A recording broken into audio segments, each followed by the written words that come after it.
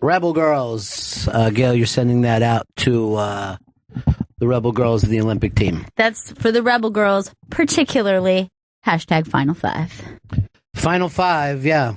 But then the swimmers are amazing, The swimmers are incredible. I love our soccer team. We have some incredible female athletes. It's the Bennington Show. I'm Ron Bennington. This is Gail Bennington. Yo. And I'm Ron Bennington. Mm-hmm. Wait, did I? Seems like you said. Anyway, the important thing is this. Last night's television. Away from all, you could just... It's that thing that people end up loving about sports is that you literally turn off all the other news, all the other problems in your life, blah, blah, blah. And you find yourself screaming and jumping up and down for a sport that doesn't really interest you any other time. And in my case, and I'm sure other people have this feeling where I don't think I'm ever as patriotic either as I am. Yeah. Where, like all of a sudden the Russian girl step up, like, she stinks. She's like another kid who spent her entire life working towards this goal. Like, I don't like her. No. I mean, they're garbage. They're really garbage. They're not from the United States like us, the greatest country. But it was so important to me for no apparent reason to scream for Michael Phelps. And, just because there was a part of me who's like, he's too old. He's 31. I hope he would have just stayed home and cherished the time. Let's go. Let's get that bastard. We're butterflying. It's amazing. I love when they're talking about somebody who's 31 and they're like, he's a broken down piece of meat.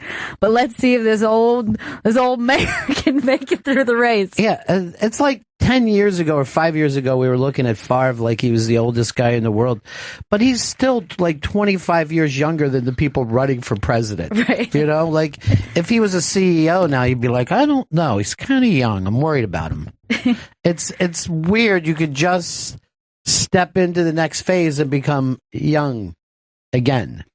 Yeah. And also those the medal ceremonies for Phelps and for the gymnastics, they were very emotional this time. Like, yeah. I feel like this is maybe the most emotional I've been watching Olympics. Well, the Final Five, these weird superheroes. I mean, people do not do what these people do. Gravity does not allow what these people do. And any one of them are incredible athletes. Like, every one of them are amazing. It's just crazy to me that all five of them are on the same team in the same year. Guess what? There's about 3 that didn't make it. That would be, I mean, literally blow your mind. Maybe there's 10 that didn't make it. I mean, that's how great gymnastics has turned out in this country. And I remember when I was a kid, we might get one, that could do well, like a Kathy Rigby got a bronze and America went crazy. Because it was always about the Russians and the East Germans, and they were so strong. And you just would never imagine that we would be able to compete on that level. But did you notice, like, the English soccer team, gymnastic teams are like real street kids, you know? Like, they all look like they should be being mean to Sidney Poitier. They just have that thing. One of them, like, fell on her head and cracked her neck and still come back all she badass. Said, we're in your bleeding class next year. It's really true. And then the Chinese girls are so little. You know what I mean? That you're worried that they'll find their way back to their hotel room. There was one girl in particular on China's team that she's so little that even among a competition of most of these girls being very petite and very short, they're like the commentators are going, she's just so tiny, like she's so small, so little. She's just an itty thing. Look at her. And then she does the vault, which is crazy that somebody of that height would be able to and have enough power to push themselves off of that and flip themselves into the air. That's the thing. Like when you're watching Simone and she's up in the air and there's that incredibly fast grace where she's flipping around and then landing and she's landing like like a bug on a water lily. Like she's not even moving the mat, you know? But moments before, there was just this huge explosion of power, like a rocket taking off to get that kind of height. It's a crazy sport. Well, that's why I think the women, I was saying that their gymnastics are so remarkable, because you're seeing both that power, balance, and grace, where I don't think you can imagine it as well when you watch men, because mostly it's about their power and their strength. Yeah. But this is about all of it. And maybe that's not really true. I mean, I'm sure it takes just as much grace but we don't celebrate grace and masculinity. Yeah, so I think it's a harder thing for us to pick up on, to just be like, my God, that was so elegant. That well, the two things that men really take a backseat to women in terms of attention is that sport, and then skating. Like skating, for some reason, a guy could have all the power in the world, but you'd still rather watch the woman do it, you know? Except for Johnny Weir. Who never medaled. I know. Had all the hype. And I'm like, a guy won gold that year, and he must be just sitting looking at his TV like, I can't believe this shit. He's like, yeah, but are you funny? This guy's funny. Does he mean to be funny, though? Does he set out to be funny, or does it just come out that way? No, he is funny. Wearing a flower pot on your head is not wit. I'm going to take a day off from the Trump and Clinton stuff, too. It's too much. It's too crazy. Feels like we live in Looney Tunes. Yeah. The conversation and the debate that's happening right now is it's more than I would have ever imagined that we would have had to have a conversation about, is this what he meant? And let's not even discuss. This is political as I want to get today, that picture of Obama's daughter. I guess she was at Lollapalooza when Radar broke this big story of her hitting on that joint. What's her name? Malia. That's Malia. And you see, she's trying to be in the middle of the pack, you know. There it is. Oh, Malia. Look, I'm not even judging. I'm just saying, why are you being filmed? Like, I'm more angry at this stupid friend of hers.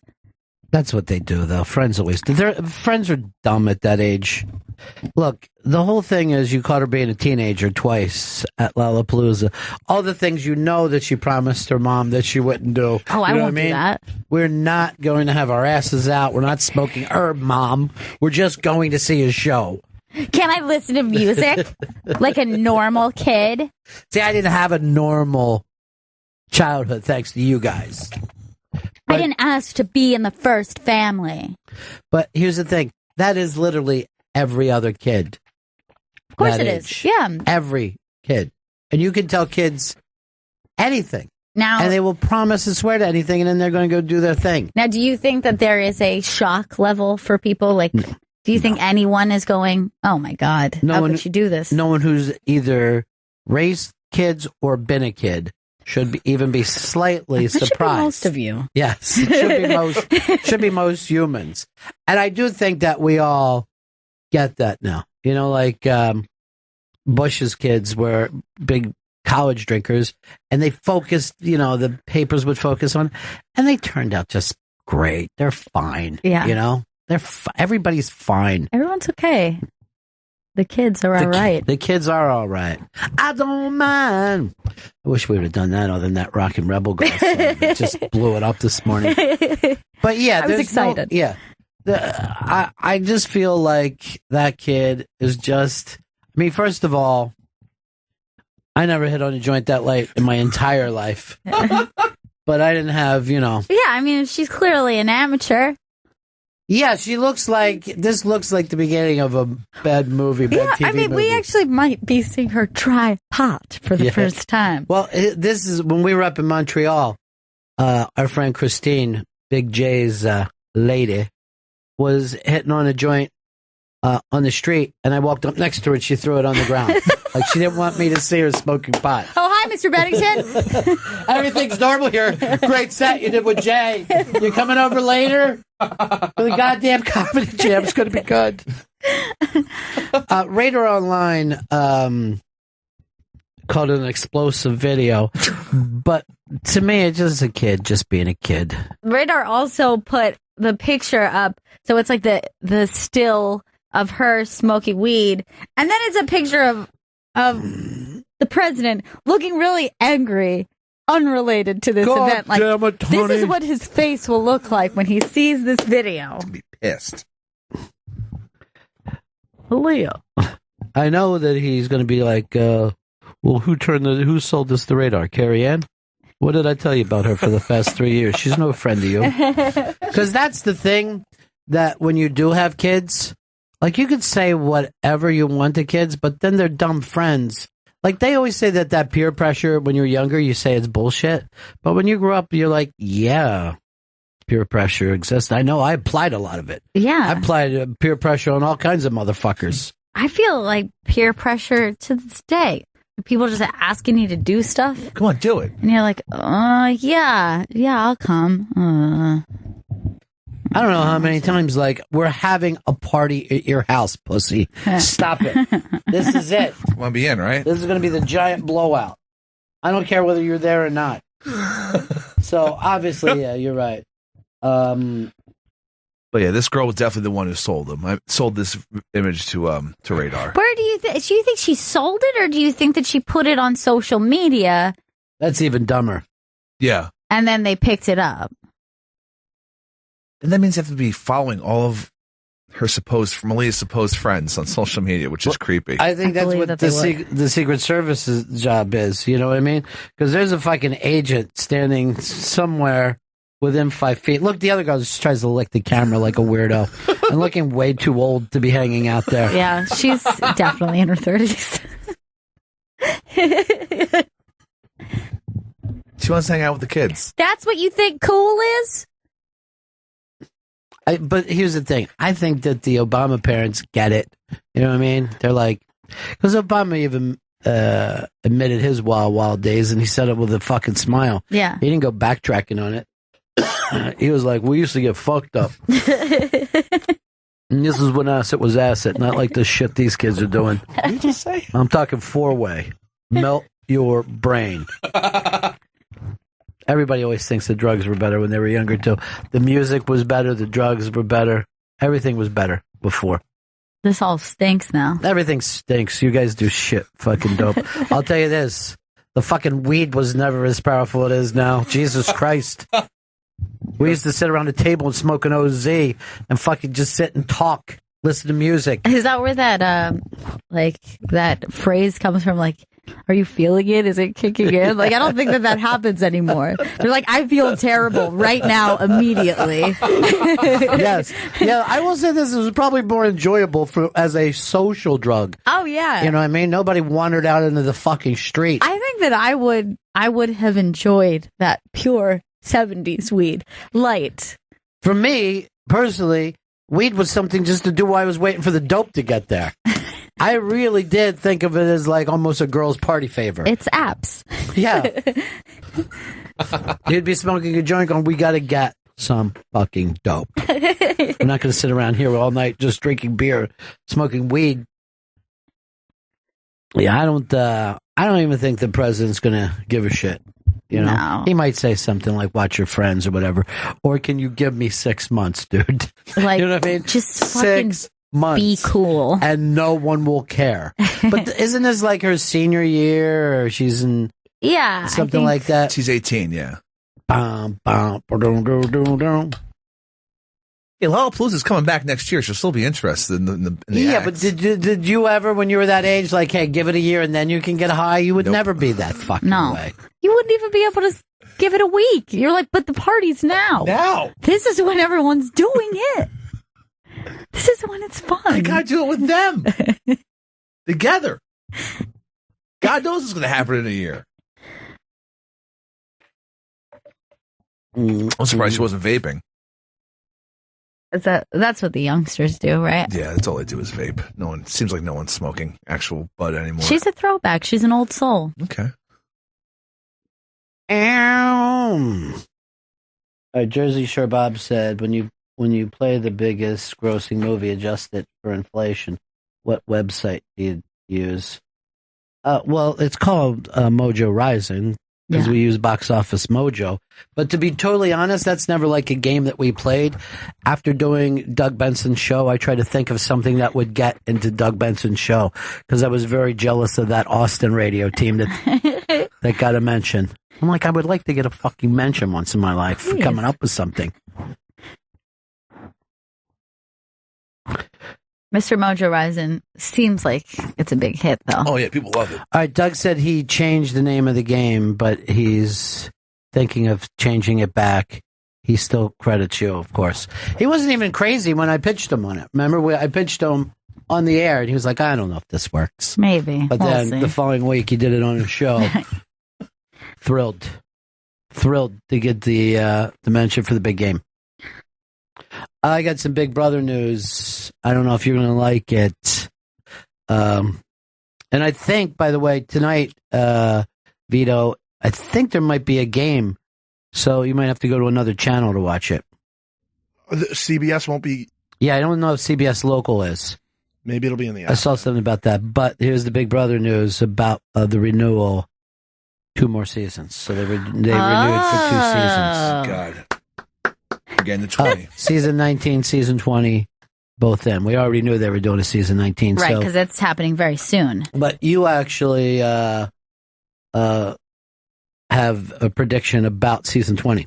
Yeah, I think season 20 is going to be the long-awaited All-Star season that we've all been trying to get, and I think it'll be on CBS. How many All-Stars have they done in the past? 1? 2? No, they did Just one, and ever since that one, they've just randomly brought people back. But can I tell you something? I think it's the worst idea because those people, they're like, look, I'd rather leave now. Like they don't give a shit the way people who've never been on TV have before. What if they do all winners? It's only people who That's won. what Julie Chen wants. That's like her goal. She wants to get every winner to come back for the game. Because I think that would be interesting because everybody, wasn't it the All-Star season with Dr. Will? Yeah, but it was and then only they kind of targeted 6. him because they were like, he was so good at the game. Or season 7. And he still went to top 3 and he put his fucking puppet at number 1. So they didn't stand a chance anyway. Right. But I don't know if Will will be back. I mean, you know, you get to be a man. He's you have kids. You have money. You know what I mean? It's like, a career, you don't want to just sit. I'd like to see a salt and pepper Dr. Will. But I don't think he wants to sit around a fucking tiny pool all summer now. It gets harder. And like, even when Janelle came back for her, like that coaches season, the way she got trashed by people for like her gameplay and everything, like why would you even want to risk coming back and people just talking shit about you? Yeah, why risk? Why would when you thought of as being a god? Anyway, so there it is. Here is let's go over to let's go to Dutch, Connecticut. Dutch, what's up? Hey, good morning, buddies. Hey, man. Hey, you're talking about how strong the new marijuana is. I was hosting a conference out in Santa Barbara just recently, and towards the end of the night, one of the sponsors was like, hey, I know it's been a long day. I've got something for you to help you unwind. I'm like, oh, great. So it's at the Four Seasons. They put me up on one of those separate standalone casita things. We went back and hit the vape a couple of times. And it's, you know, you think in your head, you're like, oh, okay, I feel like I'm okay. This is strong, but I'm good. And next thing I know, I'm like, hey, we should get a drink. I walked up into the bar at the Four Seasons just wearing a pair of pajama bottoms. No idea what the hell's going on. I walk in and they're like, hey, Mr. Dutch, good to see you this evening. Can we get you anything? I'm like, yeah, I'll take a Ryle fashion. They're like, can we get you a robe perhaps? And that was off of one fucking vape. Yeah, it was one vape. And you know, I'm not a young kid. Like, I've had it in the past, but I was like, no idea what the hell was going on. Yeah, it's sad that we've improved marijuana better than we've improved cancer drugs. You can see where our attention has been. There's a market for it over the past 30 years. But to me, that was never the point. I mean, just like, would you want to go out take a sip of a fucking cocktail and find yourself wandering around and pissing on fucking mailboxes? Yeah, and then that's not the point. That's not partying. Yeah, and also someone says it only takes you one sip to get there. Yeah. You're like, you know what I mean? Like, there's no. Then you're taking also that kind of ritual of smoking or drinking or all that kind of stuff. You don't necessarily want like an immediate reaction, right? I mean, there's times that you want to just get hammered immediately because there's some news that you don't want. But a party itself is the journey, not being so fucking drunk that you're no longer enjoying the party. It's the lead up that's got everybody dancing and joking and having fun. Right. If you said we're going to throw a party and everyone's going to black out after one sip and no one's going to remember it. Again, that's why it's no longer a social drug. You know, it used to be something that people did together.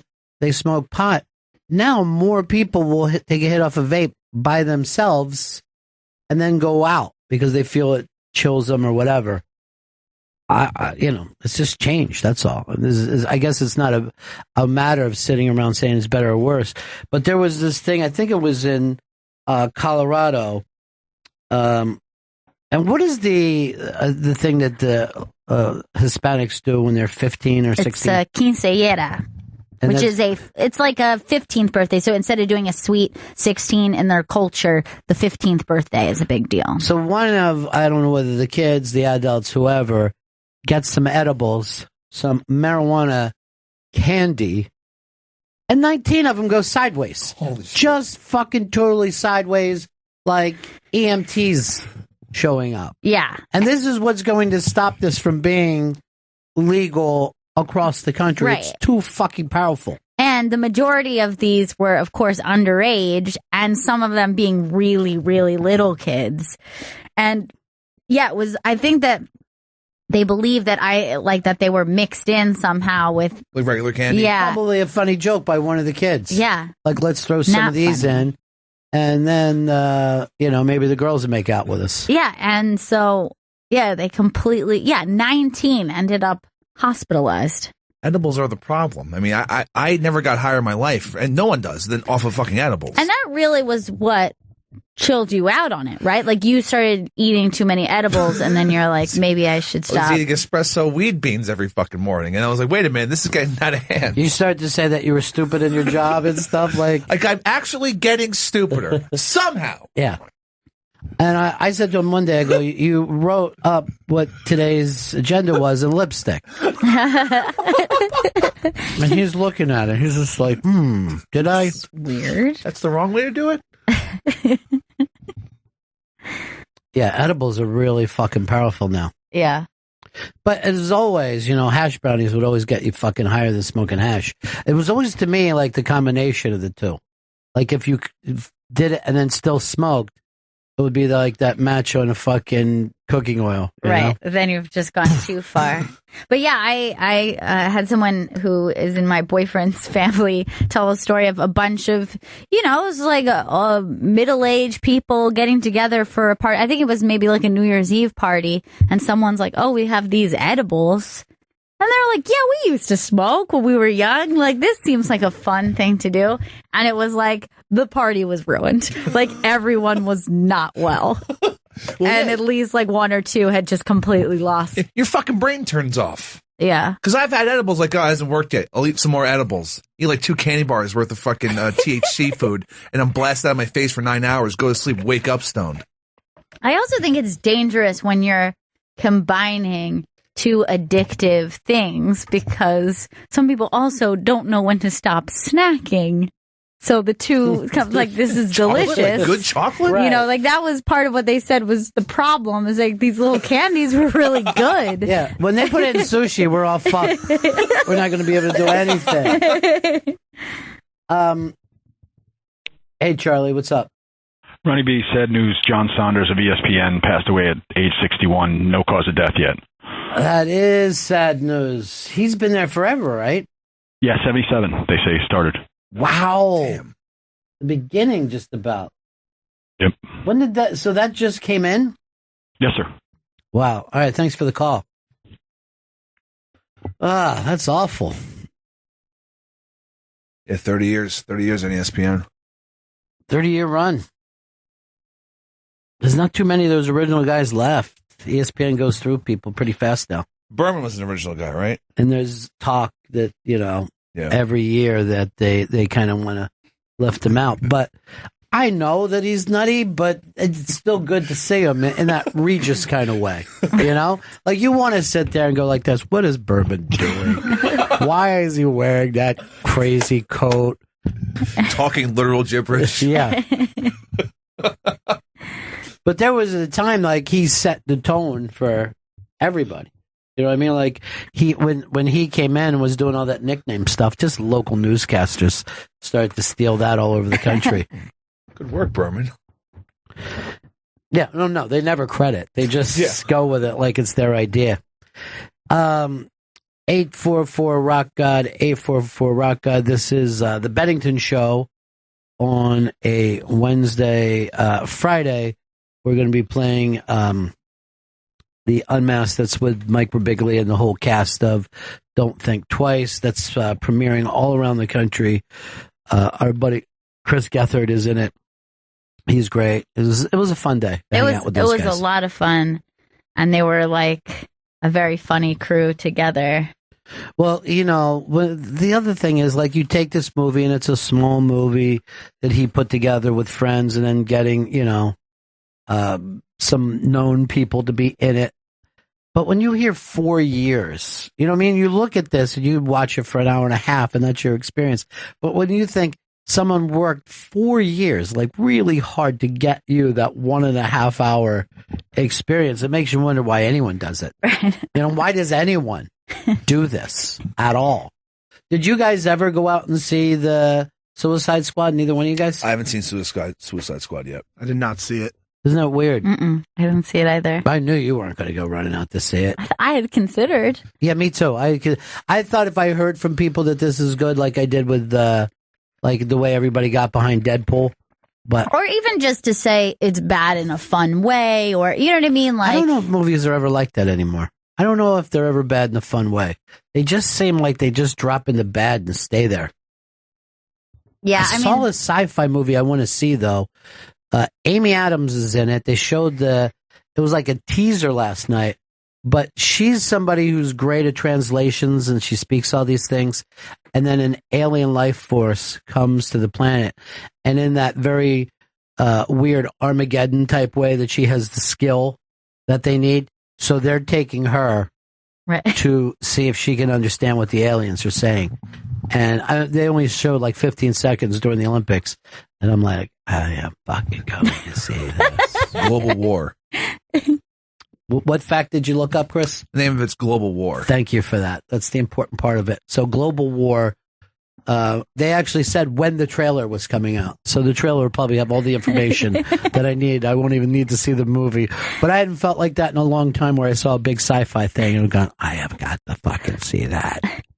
Yeah, it's funny though when a trailer, like even sometimes a trailer, you're like, okay, I've seen it, so now I feel like I've just experienced it. Like the Rocky Horror trailer. Oh is out, yeah. And I saw it and I was like, yeah, I feel like I got it. You know what I mean? But I think that's the TV play that they do those. Now this isn't a live one, right? I think it's going to be a live one. Oh, it is. Yeah, that's the thing. You've got to do it live and you have to do it massive.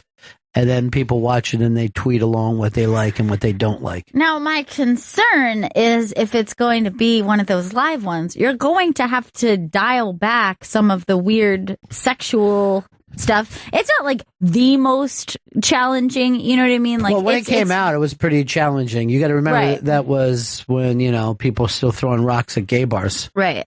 But I think, it's not crazy risque, but I think that they would still have to dial it back to a point that what's the purpose then? Well, they do this in high schools too, and they change it up. But who's the transgender person? That's Laverne Cox, and she is most famous for being on Orange Is the New Black. So she's now playing Frankenfurter, which is kind of like an interesting thing because she's actually trans, right? So but doesn't that almost make it less daring? Yeah, because It seems like if a straight guy is in that role, everybody's looking at it differently. It's a little bit, I would say it does have a different effect, especially because she's somebody who identifies as a woman, and we're kind of like, that's everyone's perspective of her. However, when I heard that she was doing it, I was like, not sure. And I thought the trailer, I thought she looked very good in the role. I thought she sounded very good in the role. Yeah.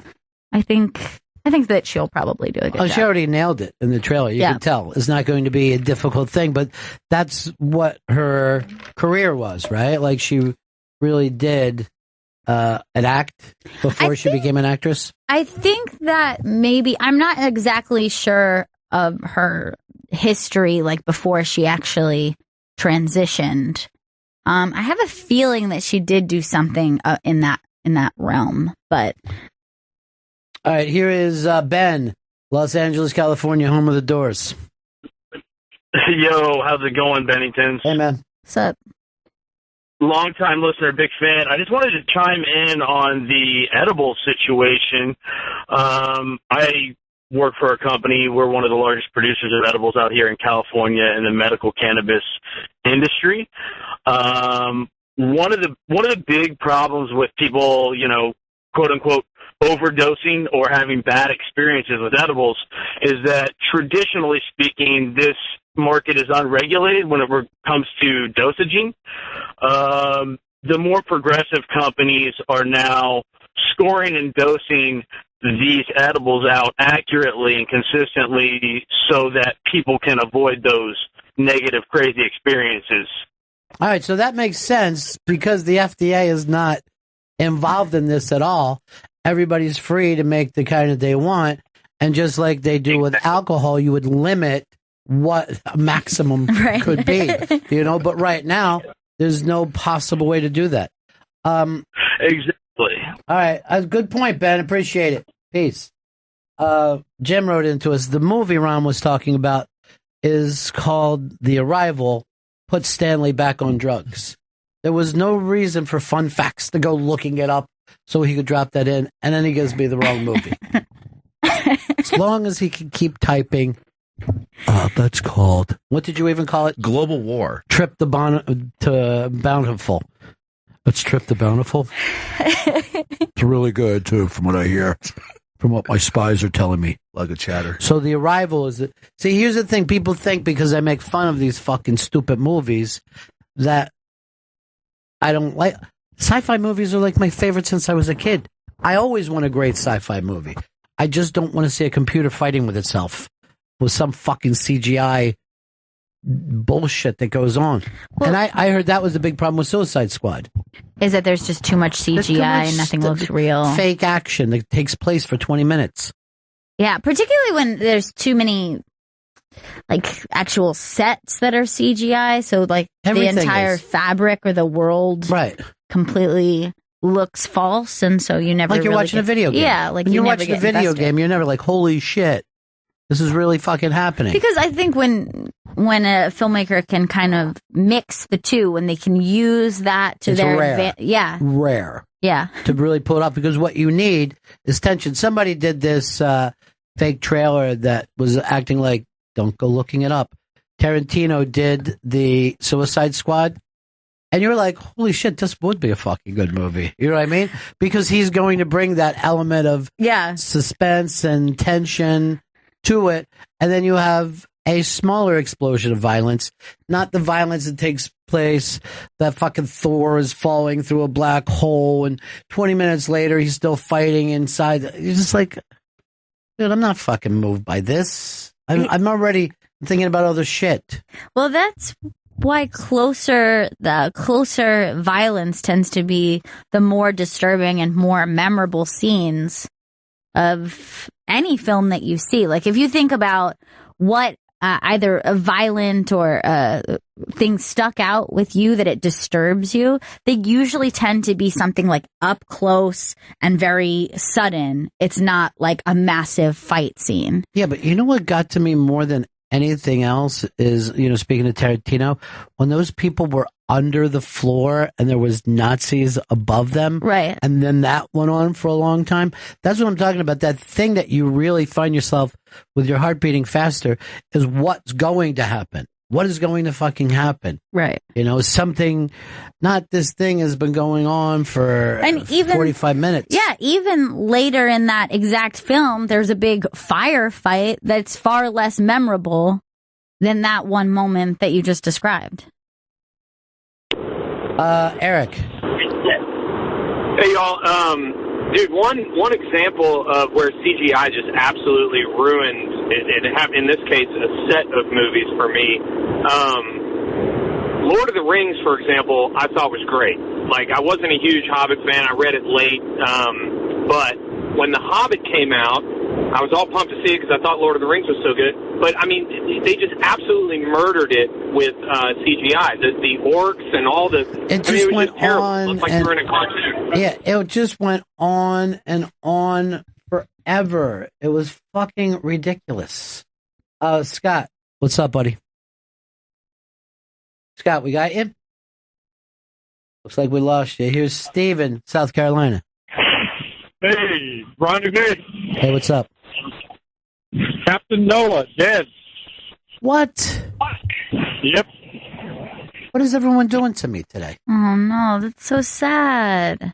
That's like a Philly children's staple, right? Was it only in Philly? It shouldn't have been, but yes, it was. You had to send your pictures. You could draw stuff, and he would put it up on TV. They would do a little song about it. It was the weirdness of it is it was based like he was a Noah's Ark, but he was really dressed more like a modern ship's captain. Yeah, he did have like a little captain's hat. Yeah, it was a very strange gimmick that he had. It's all going, Vito, it's all going. Write that down. It's going, Vito. Please write it down. Hey, Robert, what's up? Yeah, hey, Ron. What Gail was talking about fight scenes or action sequences that are close in and more contained, that new Daredevil Netflix thing, in the first season of that, there's a sequence in there where a bunch of guys attack him, and it's in a hallway of a building, and it's really cramped and tight, and it's all you see is that hallway, and it's the best action fighting sequence I've ever seen, better than any of that big CGI explosion stuff like was in Suicide Squad.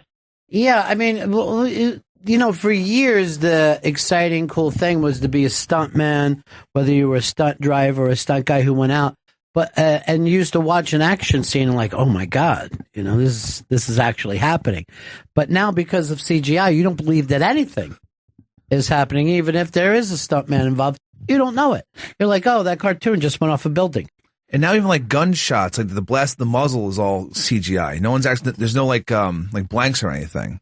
So like even like back in the days with that squibs that would explode, those are gone. Yeah, there was always a thing about the number of squibs that a person could wear.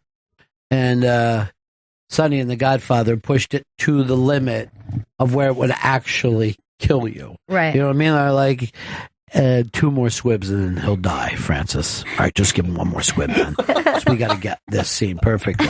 And that they did have to, all those things had to be shot from every angle because you couldn't do it over and over again. Or the gearhead pictures. When you saw a guy, whether it was Steve McQueen driving around or Burt Reynolds, that was them, That was either them or a stuntman. Well, Tarantino brought that back in that movie, and that stunt girl was from Australia that he uses. I can't think of her name. She was on top of that car, and you're watching those scenes going, she's really riding on the hood of this car that's driving around crazy, and it adds something. But if you throw the CGI in, you're like, I met someone, a woman through a friend, and she is a stunt double, and she was telling me about her work, and I was like, well, this, like what you're describing is like a little kid's dream. Like everything that she was saying, I was like, well, you have a job that people are like, okay, coolest job to ever have. Most kids at one time probably thought stunt double. Yeah, you would practice a lot of time just falling off your couch and stuff. You're like, I could probably be a stunt double. Not good at a lot of stuff, but I'm very good at stunts off the couch. Hey, let's go over to Jim, Cincinnati. Jim, is it one line that's messing up? Is it line 4? It might be. Or was it last time? I'll the check same on one? that right now. Scott, what's up, buddy? Hey, Ronnie and Gail, I came up with an idea for a song parody while everybody's eating their edibles. They could use the song The Who's Eminence Front and sing the song President Trump, it's a put on. Da, da, da, da, da, da, da, da. Won't you come and join the party dressed to shill?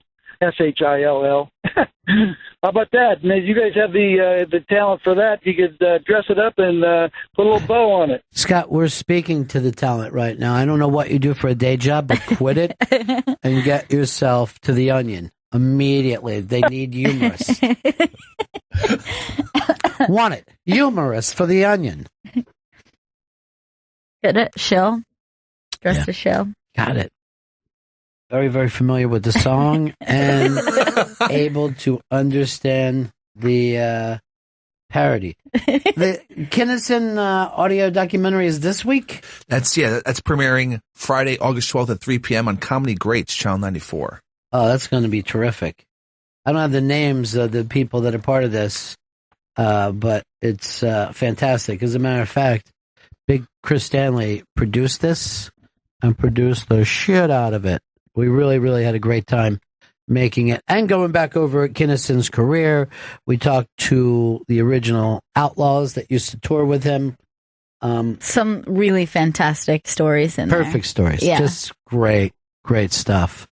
And to remember, and I ended up talking about this in the documentary, there's very few people that do a 6-minute chunk on HBO, and the next day everybody's talking about him.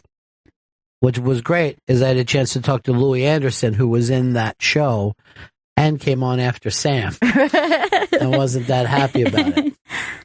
So some of these are, from, them being in here, whatever. Mark Maron is part of it, Louis Anderson, Kevin Hart, Josh Gad, Jackie Martling, hilarious stories. Really great story and really great impression. I thought he nails the impression. Andrew Dice Clay, who told me a story that I personally didn't know about the Kinison character and how it was put together.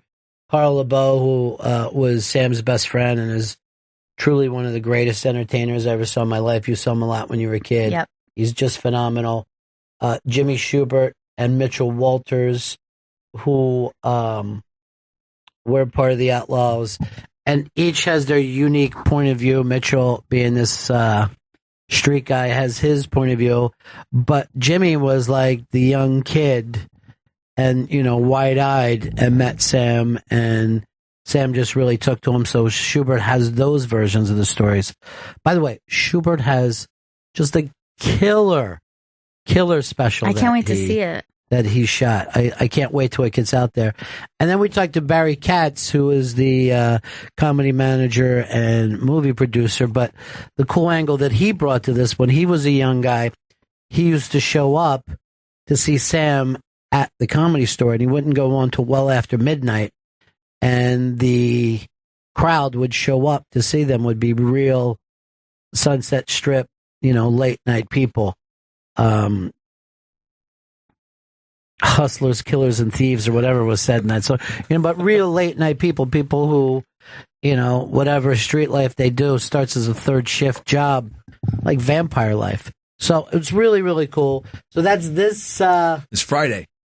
3 so that goes on after Unmasked. After Unmasked, 3 p.m. East on Comedy Greats, Channel 94. Oh, and then from that point on, you will hear Sam's last performance that he ever did. So really, really cool setup all, because there's this massive box set coming out for people that would be interested in everything just about that Sam ever did publicly. It's really, really great, though. Why don't we take a break here? We will be right back. Coming up later on, the very funny Mateo Lane is surprising us today. This is Bennington. Happy birthday to our girl today, Gail, the great Ronnie Spector. Happy birthday to one of my favorites of all time, the beautiful, the so very talented Ronnie Spector. What a sexy song that is by her. I know, that little bridge that she does, that like, come on, baby. It's just like, it's so sweet and sexy. Here's the beautiful thing about her, too. It's like not some kind of trained voice that you hear. You know what I mean? It's not that thing that people do now where they're doing those kind of vocal acrobats. It's just somebody with their own phrasing, their own voice, and it just slays me. Yeah, even more so, I think, than any of those other popular girl groups of the time. It was very hard to stand out. A lot of those girls kind of tended to bleed together, especially because they would have like pop hits, so they sounded similar. But I always thought that the Ronettes kind of stood out, and they had their own sound. They're little badasses from Spanish Harlem. She's like, she was just like a little bit more rock and roll than those other girls. And everybody was crazy about her, everybody who ever met her. So her birthday today, get the opportunity to see her, go do it. It's truly rock and roll history. All right, this is the Bennington Show on a Wednesday. Coming up a little later on in the show today, it's our, I don't even have any of my stuff together here, but it is our buddy Mateo Lane. He's going out on a big tour. I don't know, did you guys get into the controversy at all about this Big Papi bobblehead? I saw what people were trying to say, is that the Big Papi bobblehead was racist, so that the president of the Red Sox was like, we cannot give out this bobblehead. It is not going to happen. It was bobblehead day. All right. It looks ridiculous. People have a problem with the lips on the bobblehead. That it looks like he's in some sort of old school 1920s blackface. It looks like he should be out in front of the 21 Club. My thing is, he's Dominican. He's not a black guy. This isn't racist. And it wasn't like... Wait, how did you just turn it around? We just turned around and said that we all thought this was a ridiculous bobblehead, even you. It looks ridiculous, but it's not racist. It doesn't matter what it is. That bobblehead doesn't represent Big Papi. Why? Yeah. No more than the Lucy statue represented Lucy. Why does he have those weird lips? Have you ever seen bobbleheads that they give away at stadiums in general? They never look like the player ever. Like, I have a bunch at home that if the name wasn't on the bottom of, because I go to bobblehead day when it comes up. Why? Because it's one of my favorite promotions that they do every year. And now you haven't answered the thing. Why? Because I like. And Big Papi doesn't have orange eyeballs. It doesn't. What? See, you act like you're defending, and then you're also laughing at it. I know it's ridiculous looking, but they should still give it out. Why? Why would they give it out if it doesn't look good? That just looks silly. This is also was supposed to be when he was after the bombing, and he said, "This is our fucking city," because he has the mic in his hand. I think it's a collector's item. Well, it is now because you can't get it. So, yes, it's more of a collector's item than whatever it would have been. But suppose you're a little Dominican kid and you see this, right? You probably start crying. Like, oh, my God. Am I going to have those weird chalky lips? Is this the way I am seen by society? That's a terrible bobblehead. It's an awful bobblehead. I hate all bobbleheads to begin with. I've never owned a bobblehead. Well, go over and play with fucking Vito's collection. I have so many, and I'm not even going to lie to you. I even go on eBay and buy the ones I miss. I fucking love bobbleheads. I remember at Christmas, we gave him a Conan bobblehead, and he went fucking crazy. Oh, he loved it. I had wanted that thing for 2 years. Last year, it was on eBay for like $3,000 because it was a collector's item. Wait, we gave you a fucking $3,000 toy? Yeah, I'm fucking furious now. Whoa! Hold that. Waited to tell we you got guys it in the mail from them. I just ripped the mic off the... I just fell apart. No, you ripped it because you thought how much fucking booze you could buy with $3,000. No. So you haven't... And I want that bobblehead back here tomorrow, or else you're getting sued. But Chris attempts to act like he's taking the defense of the bobblehead and then completely laughing at the bobblehead. Yeah, it's ridiculous looking. I'm shocked that it even I'm sure got to Big see Papi the public. isn't fucking saying, no, I want the bobblehead to go out. Because if he did, they'd put it out. The whole reason they're not putting out the bobblehead is because people think it's racist. The president of the Red Sox. It's not racist. It would be up to Big Papi to be the one who says it's not racist. Not a fucking renowned racist from goddamn Astoria, Queens. I'm no racist. He's doing this show now with a handheld mic. This is so uncomfortable. I need some glue in here. You look like you're doing a Man on the Street report in 1956. Is this racist bobblehead? Tune in tonight at 10, and I'll give you the Stanley Steamer. This well-dressed reporter sees nothing racist about this.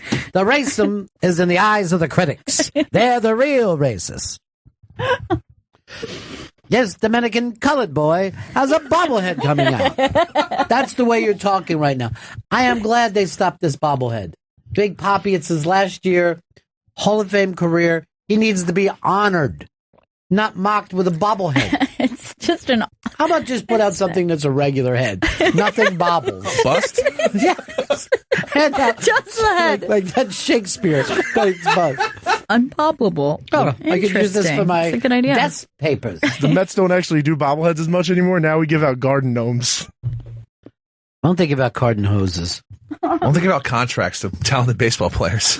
Oh, You just got fucked up. Oh, yeah, because the Yankees are doing so fucking well right now, That's why right? he's fucking 6 rigs. Dude, how did you get back to that? You were a Mets guy last year and you yelled out, What happened? This is the greatest night of our fucking lives. They broke my heart, Ron. They broke my heart. That's why I burnt that hat. Remember when you yelled 32 fucked up years? Now we're up to 33. Fucked up years. After 32 fucked up years. And he wasn't even measuring the Mets' success. He was measuring his own life. Like, he wasn't saying 32 fucked up years of Mets history. Well, it came down to that. That's basically a sweep in the World Series. You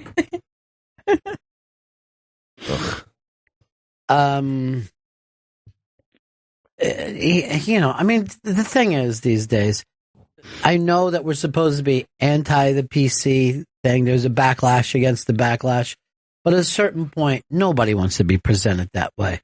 Not Big Papi or any other human being. Okay. How about this? Why don't they just get some of the Red Sox Fenway staffers to paint the lips darker then, so they can give the kids the bobblehead? Because it still looks like madness. And if this bobblehead came with the sign that said, yum, yum, eat 'em up, nobody would be surprised. Now, why is it that suddenly you care about the kids? Give the kids their bobbleheads. He doesn't give a shit they've about been waiting anything. all year long for this He doesn't care bobblehead. about anything. I'm trying to put myself in the shoes of those Boston children and those Big Papi fans. You want to put yourself in the underwear of those Boston children. Horrific. Gail, I saw this yesterday. It surprised me about your hometown, Brooklyn. Uh-huh. It's about to become bigger than Chicago. It was always a sign that people would say it's the 4th biggest city. It's bigger than Philadelphia and Houston. It's now going to be the 3rd largest city after New York and Los Angeles. That is insane. It's crazy really to think. Intense. And then people go, yeah, but there's still more area to Chicago. Well, we're not doing an area. Yeah. So or what? else Jacksonville would be a giant city. Yeah, and of course, you know, but boundaries are just made up, okay? Yes. But this is people. And can you imagine a city the size of New York that is across the river from Chicago? It's just mind-blowing. Yeah, and then just treated like, oh, that little thing over there? Yeah, that's the, like, well, who bothers going there? That's the way it's been treated for 50 years now. I guess what surprises me about that is I feel like, still like we have so much room. Have you ever been to Chicago? You got plenty of room there. They don't even line the fucking buildings up next to each other. No, there's a lot of space. Yeah. It's like that skyline. It's like a gap-toothed smile. Gap-toothed bitch, they ought to call it.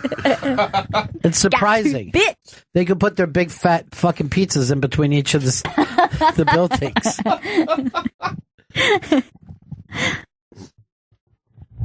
Andrew in New Jersey. Hey, Bennington.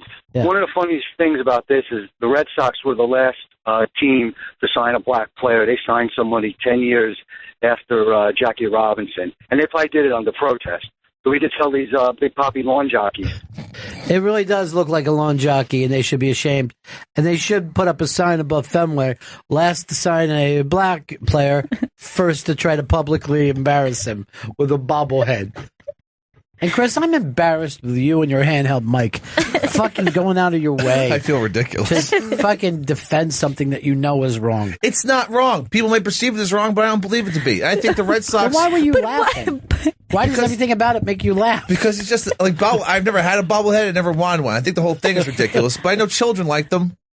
How do you know? Because of Vito? Basically. They seem to be popular enough. I got news for you. If you would have fucking given me a bobblehead with when I was a kid, I would have crushed it with a crab mallet. Just to see what was inside. And then I would yell, there's no brains in here. Just a spring. This thing's bullshit. Well, you got to try to get one of these, Vito, because you got the collectible. You got the $3,000 Conan, which you're putting up tomorrow for our fucking class vacation. Yeah, please. That's one that we should all enjoy. I don't have it anymore. You know what's funny? I was just watching you talk, and your head bobbles. Oh, no wonder you like it. Remind me of my people. Your bobblehead could just be your 8x10. Was there something earlier where Chris said that Dominican is not a race? No, I said he's not a black dude. He's Dominican. Okay. There's blacks there.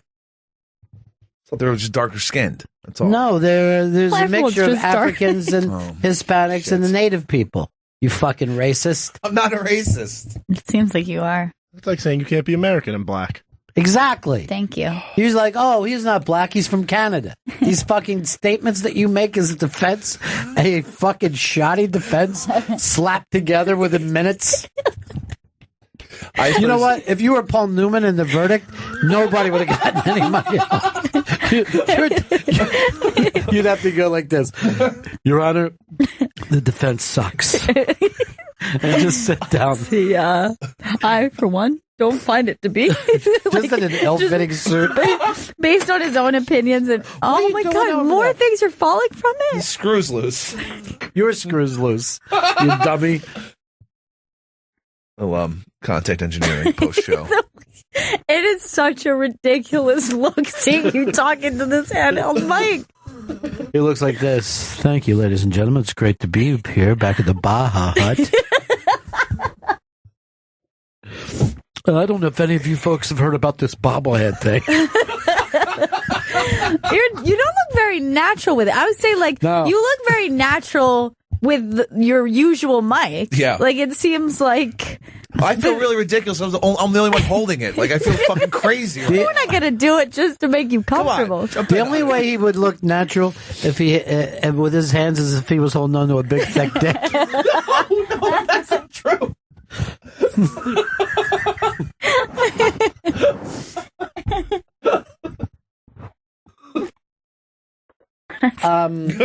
Here's Randy in Denver. Got a question for Gail. Hello, Bennington. Hi. Hey, man. Hey, a quick question for Gail. First, what are your Pokemon level? Where are you at? I am currently at level 18. Oof, okay. That was like a oof, like bad, or? What's that? Was that an oof, like it's not very good?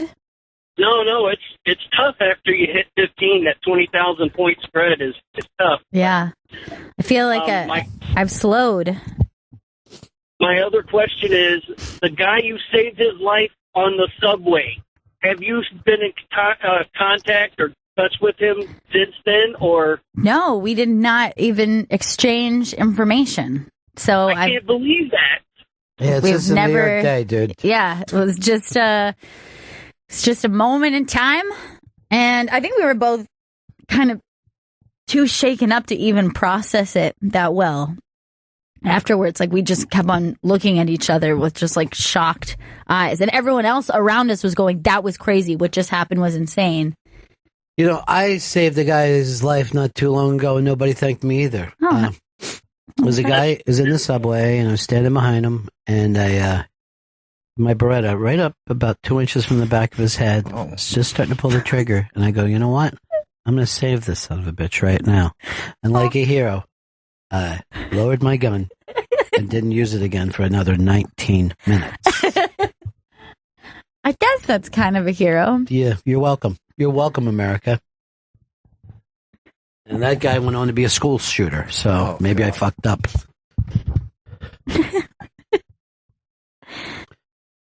This is the Bennington Show. On a Wednesday, Mateo Lane stopping in here in about 45 minutes to tell us about a big tour that he's doing. I don't know whether you guys saw this yesterday, but Tim Tebow, you might have remembered him from way back a couple years ago as a football player, says that he is now training to become a professional baseball player. And I believe September or October, he is going to invite all the teams to watch him in a tryout. He hasn't played in 10 years since he was a high school player. Pointed out that he batted .472 and still feels like he got it. Odds that he does this, Chris. That he makes it to the majors, it's going to be 35% he makes it to the majors. I think he has a shot. Based on what? That he's a natural athlete, and then he was good playing ball in high He's school. a natural athlete. Well, first of all, the number of people that are great high school players are immense. This is why that the minors are so tiered, you know what I mean? Yeah. Because the levels that it takes. Any professional football player who's smart and understands would know it's easier to make it into the NFL than it is to Major League Baseball. You're dealing with international amounts of people going into it. And to make it in any sport, you need to start focusing on it at a very early age. You're saying natural athlete. He did not have the athletic ability to do his chosen profession. He wasn't able to excel at that on a professional level. And hitting a baseball is just a crazy skill to have. You can be a great athlete, but hitting a baseball is one of the most difficult things that you could do in any sport. Yeah, I mean, I would imagine that most, you could say that about any athlete, that they have natural ability, they have speed, incredible hand-eye coordination, but how many times has this ever worked out for anyone who tried to... Well, just think of the number of people, when you say, well, he still has his ability, the number of people who have left baseball or football in their prime and then go on to become a golfer. They have the athletic ability, but they haven't been practicing at it so long for every day. And then the competition level is so intense. I'm going to put his chances at 0. Where he had a chance to do something with that athletic ability was to switch over to tight end the way teams begged him. Begged this man, we will keep you in the game. Just move. You don't have the arm to be a tight end. I mean, to be a quarterback. We move you to the tight end. You catch a 5-yard pass. You run for 7 yards. You do that, you can stay into the game for years. And he refused to do it. It was madness. Why did he refuse? Nobody to take could that understand. He waits for God to tell him what to do or whatever he does. No one understands the decisions that he makes. But everybody was giving him a shot at a tight end. Everyone knew that he didn't have it enough there to be a quarterback. Again, it's not an easy thing to do. The number of great college football quarterbacks that don't move on and stay in the NFL, it's a big number. There's no way to think that this guy, after taking 10 years off, has a shot. A shot. I also read he's doing the same thing he did in football. He has his heart set on being an outfielder.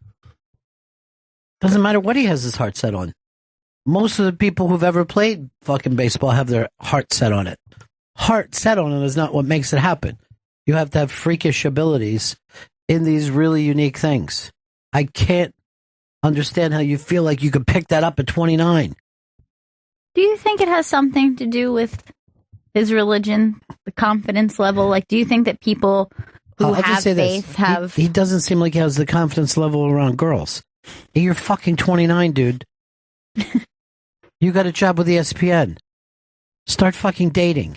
He's looking for the right girl. It seems like he's pushing off adulthood every opportunity he gets. That he'd rather be training for some thing than just fucking, jumping on Tinder for 15 minutes. You're fucking Tebow. Take a look around. I know you feel like you're not going to be good at it. You are. It's going to be good. There's something that you have also waited way too long for, just like your baseball career. Everyone's going to swipe right on that guy. It's Tebow. Even if they think the account's fake. Do you think he makes the minors? I don't. I'm sure some fucking team would say, yeah, he'll pack our minor league stadium the way Jordan did. But Jordan was the greatest athlete of his time. And I watched him attempt the baseball game, baseball career. I went to the games because he was down in Florida. It was embarrassing.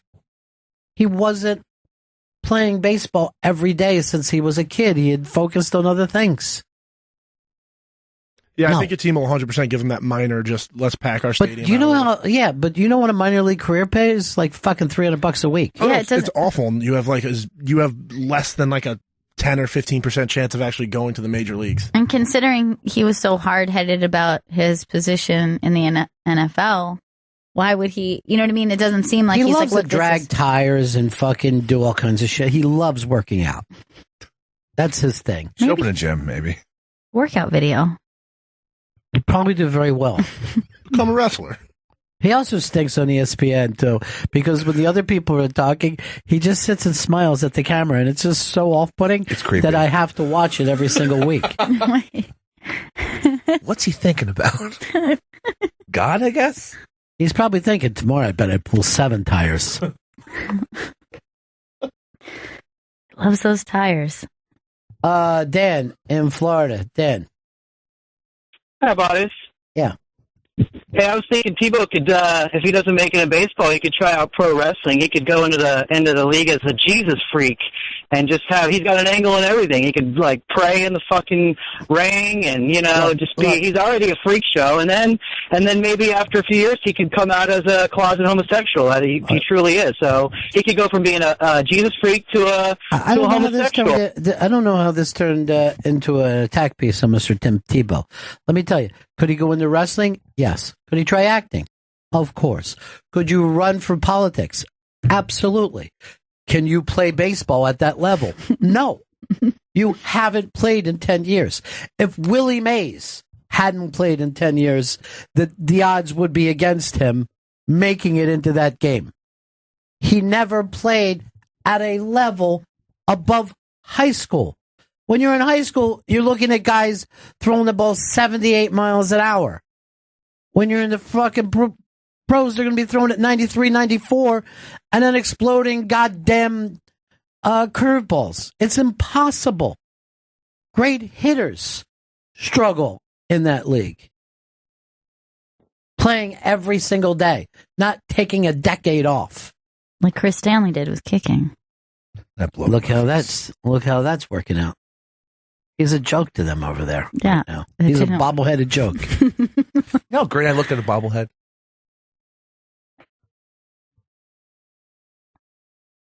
Train derailment? Yeah. I don't see where, though. I guess somewhere in America. Yeah, he doesn't stand a chance in hell. Kentucky. To do this. Not a chance in hell. But he gets his name back in the papers. That's one thing he does seem like to do. Oh, yeah. Get the Tebow brand out there. Get people Tebowing again. Tebowing and I think Instagram started the same year. It worked out perfectly. But if you were a baseball player right now, wouldn't you be like, how dare this dude? Oh, some of them are tweeting. They're pissed about it. Yeah, they should be. You can't sit around and act like, you know what I'll do? I can't make it in football. I'll just easily just go become a baseball player. It's simple. I would be less offended than if he was running for the U.S. Senate. I'd be like, go ahead, go be a senator. See what happens. Have fun with it, you know? Wear your suit. The less experience, the better. But, if you were a sports journalist, you'd probably look up and see him on ESPN and go, really? This is what we're fucking doing now? But in baseball, there's a fairness to it. You have to be able to hit the fucking ball. You have to. I'm glad you're offended by it, Vito. I expected Bobblehead to go in the direction he went. I hope you're happy with that name because you deserve it. I just want more bobbleheads out there for the children. That minor league team will definitely put a bobblehead out about him too, in a full Jesus outfit. Is that Phelps racing right now? Must be from last night. Yeah, that's last night. No, this is a qualifying round right now. For what? The relay. It's like 200. This is individual. Yeah, this is a qualifier. Looking at freestyle. What are we looking at? No, you see what he's doing. You see he's butterflying right now. You need glasses because I just saw you. Yeah. I might. Yeah. It looks like you do. Someone gave me like a pair of just like right, no, this is now it's so this is one of those things where you got to do something different every fucking thing. I forget what that's called. It's like you're in a relay by yourself. Medley. Yeah, medley. A swim medley. I wish there was a hop, skip, and jump for track where they just have to skip 1/4 mile. I do great with that. I haven't tried in so many years. I'm like Tebow. I don't know if I can still skip. Do you think that it would like take you a couple steps to remember the rhythm of skipping? Dude, you just reminded me of this fucking friend of mine. So we were all over his house, getting high, and we were looking at his brother's fucking report card for kindergarten, and he had like great grades and everything except for skipping and jumping. So we're fucking laughing our asses off. And then we said, why don't you skip around for us a little bit? And this fucking goddamn lunkhead kid comes in, and the way he skipped, I mean, he just couldn't get it together. He was going back and forth, and we're rolling on the ground laughing, and then he starts yelling at us, "Shut up! Just leave him alone!" He struggles with skipping like he was taking it. Suddenly, he was defending. Yeah, he was defending him in a big, big way, which made us even laugh harder. And he was like, "I'd like to see the little kids in your family skip." He just went way. He came on too strong, if I'm going to be totally honest. Chris, I feel like you could skip. It would take you a minute, but I don't know. I don't think I've ever skipped before. You never skipped as a child? Definitely not. Got to carb up. Hey, carb load's getting bad. He doesn't want. What about you, carbo load? Carbo load doesn't want anybody taking his nom de plume. Hey, man, you got enough nicknames. Back off. I'm bobblehead around here. I don't remember skipping a lot as a kid. Your hero, the man that you said is the future of baseball, Tim Tebow. That's right, TT. Currently hosts a home renovation competition. I like it. The man's a talent all around. I got to talk to Dr. Steve. Dr. Steve, what's up, buddy? How are you? That's about the best I could muster. This is your colon. There's a problem in your colon, Ronnie. Oh, Jesus, that's bad. Fuck. Yeah, I know. I don't listen to Dr. Steve enough. But I love the guy to death, though. You really don't think Tim Tebow could become like the next Bo Jackson? Bo Jackson was still a young man and still doing both. Tebow, I don't think he can be either. I was just asking you. Oh no, look. Bo Jackson never took any time off baseball. No, he didn't go into football first. He never even played football full time. He just did that to destroy his hip. Just a handful of freakish athletes that can do something like that, and think of only two at this point, right? Dion and Bo Jackson. Yeah. Is there anyone else who's played multiple pro sports? Well, Jim Thorpe, that's how he lost his stuff. And everybody could when they're younger, and then you choose one. Right. Right. But didn't Jordan play baseball for a short time? Yeah. We were just talking about that. It was terrible. Oh, yeah. He never made it to the team. I think what's more amazing is some of the guys who were athletes that would leave to go in the 50s or 40s and go to fight the war. I find that to be, think about today. If you told one of these athletes, you've been drafted, you have to go serve your country. It's World War II, Johnny. They didn't even think there was going to be an America. I understand. I'm saying, but think about these entitled guys now. That if you think that anybody would do anything like that, the sacrifice that those guys gave. Johnny, make sure I invite you to this thing. My dad's throwing something for his friends, and he would love to have you come over and speak for a couple minutes. You make me feel like it's Thanksgiving. But the reason why Ted Williams didn't feel entitled is that the world was ending if everyone didn't run and stop Hitler. So he didn't even think twice about it. I think they'd think twice about it now. Maybe because we don't believe it. You know, we don't turn around and there is a million fucking Nazis and Japanese attacking, you know, but at the time, it's all that anybody could think about. Yeah, and we have Donald Trump coming in as president, so I guess everything will be better. Oh, Johnny, this idea of you to stay culturally relevant is beneath you. Not very good at that. Why do you do it? Why don't you just, I know that you're mocking Trump, but why don't you run for president, Johnny? And let's see how good you would do. I would love to. I think I could come up with a better slogan than "Make America Great Again." What would you come up with? I have to give me some time, please.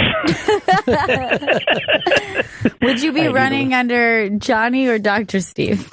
I would go as the Johnny Hard Rock. That would be or Hard Rock Johnny, whichever you prefer. A lot of people do call him Johnny Hard Rock instead of Hard Rock Johnny. I noticed that when we went to the Guns N' Roses show, and there were people there, and they were saying Johnny Hard Rock, and it was really throwing me off. That's bizarre. Weird. Really throwing me off. Multiple nicknames of the same kind of different orders, I guess. But no one sees you as anything other than your profession, which is odd. And now, what happens if I leave here?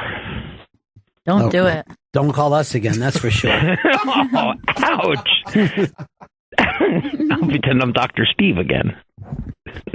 I mean, you'd have to work for an amusement park for us to still like you. Oh, not one with a big water slide. Oh, see, he's culturally relevant. He's tearing everything from the headlines. Oh, my God. Too soon, sorry. Our man on the street. I'm in Brazil, remember? Johnny Hard Rock. All right, I'm going to start and call him Johnny Hard Rock. Johnny Hard Rock. Or some people call you John Hard Rock. No one ever calls me John. It's always Johnny. Which is weird because I was always up until, I don't even know, whenever the Hard Rock Johnny Hard Rock started, it was always John. It was never Johnny. Now people call me Johnny all the time. I don't get it. All right, John. See you later, John. Take care, John. John. Wait, John, before you leave, yeah. Someone wants to give you some shit. Mark in Chicago. Hey, guys, how are you? Good. Yourself. Johnny forgot about Chuck Connor, the rifleman. Played for the Cubs and Celtics back in the day. He did do both those, yeah. He also played for the Dodgers, I think, for a year. Yes, for a year, you're right. In your backyard, Dave the Pusher was a pitcher for the White Sox. Then he played for the Knicks and the Pistons. Basketball, baseball. There was a player for the Red Sox and the Celtics, Walter Dropout. He always showed up and then he couldn't. Walter Connolly, I'm sorry. Showed up and then would leave town. They couldn't find him. So those are three players right there that played. You know what, Mark? Pretty good prize closet. Woo! It's a pretty good prize. It's a pretty good prize closet. We have good prizes. It's a pretty good prize. It's a pretty good prize closet. We're pretty good prizes. Hey man, stay on the line, because what I got for you is Ocean's 12, signed by Don Cheadle. Nice. Johnny. Yes. You just cost me a pretty good price.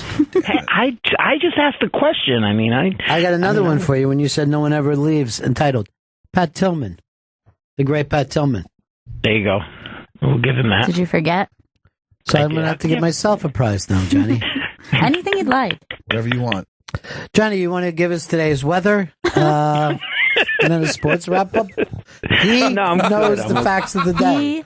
He is up to date. He knows everything. Do you have an app for this, or what? What do you do? And then what are you doing? Playing Wingo? All right. Love you, Johnny. Bye, Johnny. Love you, John. Later. Love you, John. Love you, John. Bye, John. John. Take it easy, John. John. Mark, New York. Ronnie, how are you, buddy? What's going on today? Just hanging out.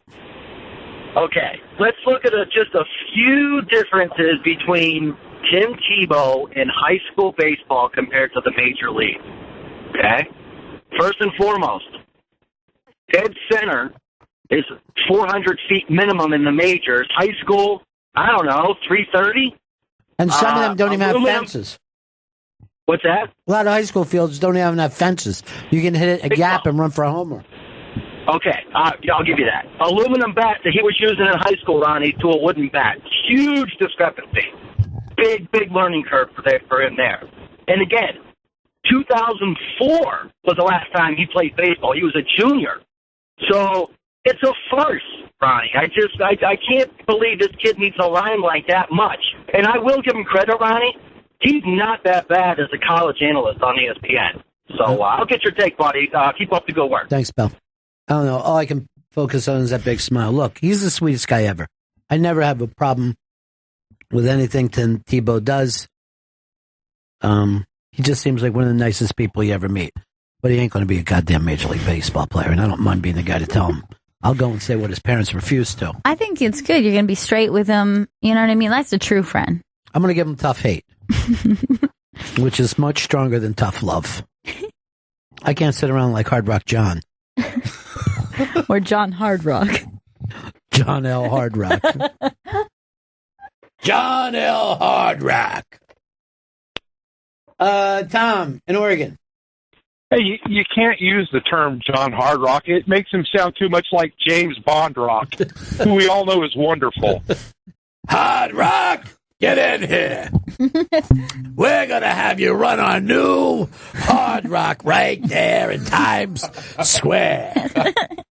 In New Rock City. Get on the top of that giant bird that's going to be riding you in. I never would have got on a plane back in those days when it's just a giant pterodactyl flying you with a fucking wagon on its back. Hard Rock! I wonder if that even occurred to him before. He's like a Flintstone character.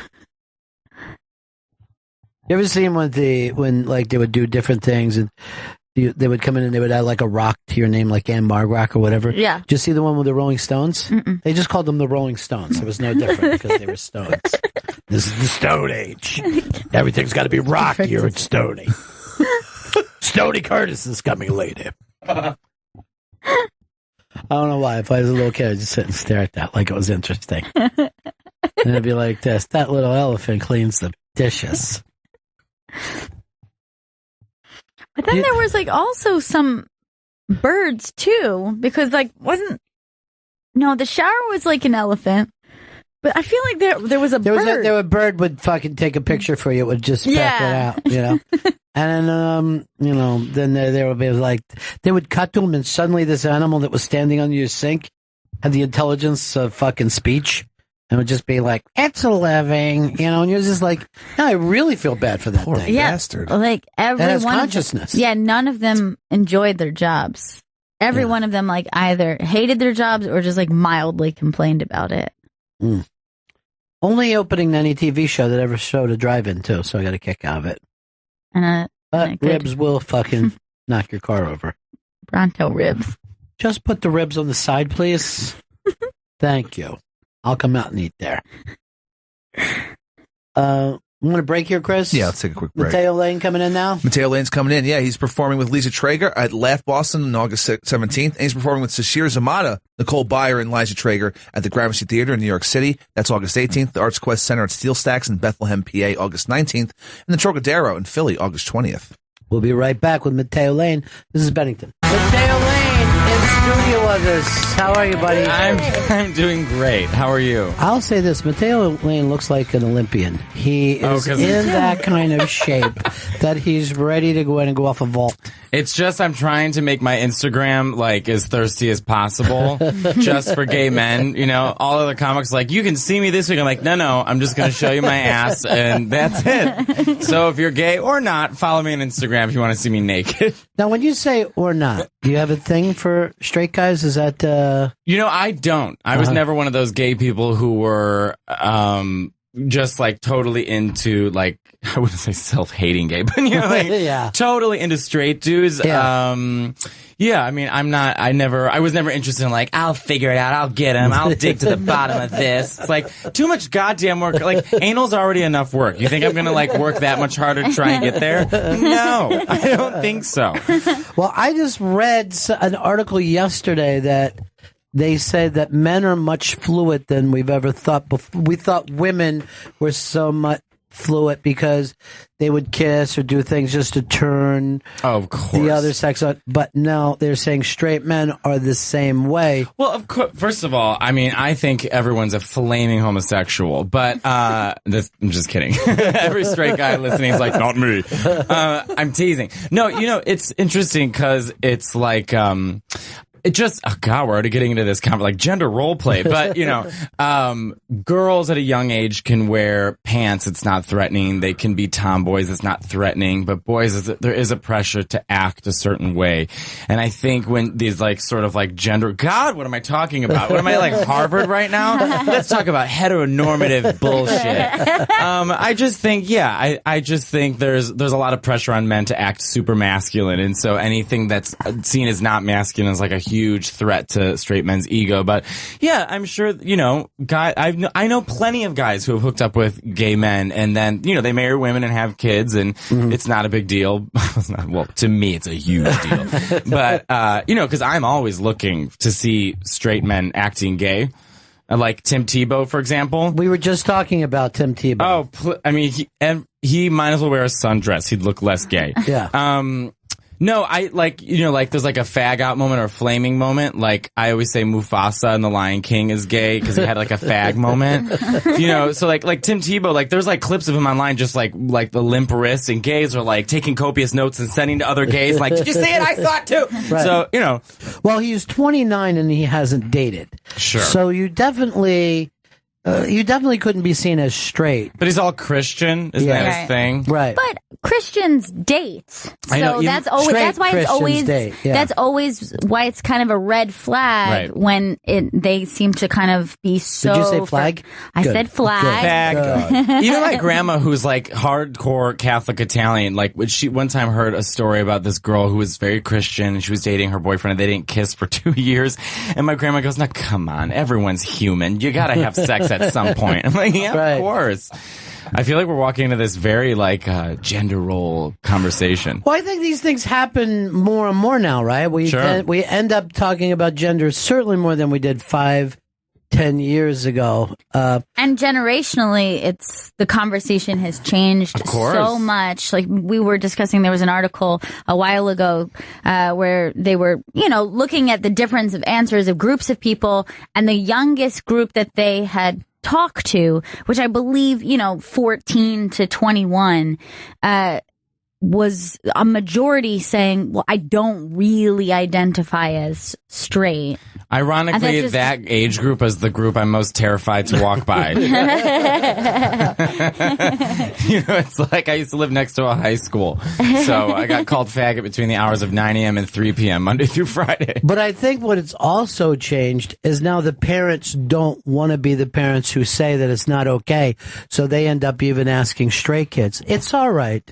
It's okay, Jimmy. And the kid's like 7. He doesn't know what the fuck. I know. We gotta lay off these kids under 10 because kids under 10, I mean, they're picking their nose and people don't really fit into gender role. But like I sort of, like as a kid, I was effeminate, but I was fine up until like 5th grade, because that's when kids start to step into what it means to be, well, if I'm a man, I have to act like this, and if I grow up, I have to do this. Anything outside of that is very threatening. So up until like 5th grade, I think I was fine. And then things took a turn. Right. But, Well, the difference also between the two sexes is that manhood has to be proven, and I don't think that that's true of women. I don't think that, a woman has their period and we're like, she's no longer a little girl, she's a little woman. But you have to man up. Sure, but femininity is immediately taught just like masculinity is immediately taught. So the expectations of how to look, how to behave, how to be like the difference between telling girls when they're very little how to sit properly with their legs is not something that is ever told to boys. You know, like, so there's a very instantaneous thing that happens, maybe even sometimes subconsciously, where parents are telling girls what it means to be ladylike very quickly. I think I was hyper aware of, even at a young age, of like gender role play, because I sort of fit into both categories. I mean, I wanted to play with my sister's Barbies and wear my cousin Megan's ruby red slippers, but I also had X-Men action figures, and I could see my behavior, what adults would approve. Right. I could feel that they approved of the X-Men and Batman and not of the Barbie. So even at a young age, I was kind of aware. I was like more hyper aware of how I was acting and the way I was behaving. So you were picking up on people going,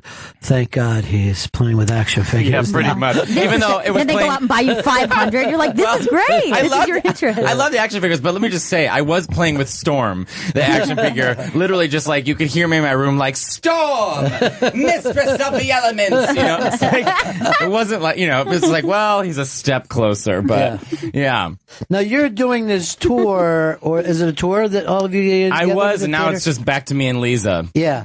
But then you got a theater show coming up too? We did, but now everything changed as of yesterday. Okay. So now it's me and Lisa just going on the road. Some stuff changed. Schedule changes. Well, I heard a little bit of her yesterday on Doug Benson. What was the actor that she wasn't familiar with his work? Harrison Ford. How could this happen? Oh my God. How could you not have heard of Harrison Ford film? No, what was the struggle was that she had to name She had to name his films. Name a movie. And couldn't name one. There's every Star Wars movie, every Indiana Jones movie, Air Force One. Yes. I mean, he's one of the easiest acters to name because he's been in the top films of all time. Well, in her defense, she was raised by complete foreign people, Russians. Oh, okay. And she learned how to speak English by watching Baywatch.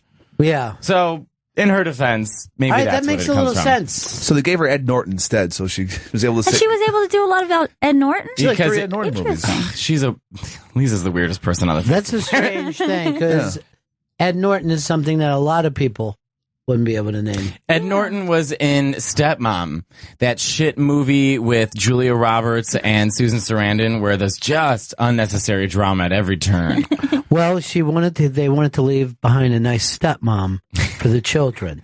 Talk about fucking trying to run everyone's life after you're dead. You pick the stepmom. Wait, that's the concept of that movie? Yeah, basically. The dying mother picks the stepmom? Yeah. Hot. You know, this guy goes. Yeah, he goes from having a hot wife to a new hot wife. Yeah, all thanks to the original. I hated the kids in that movie. I hate kid actors who talk like adults. Right, very precocious. Yeah, like wise beyond their years. Kid. Yeah.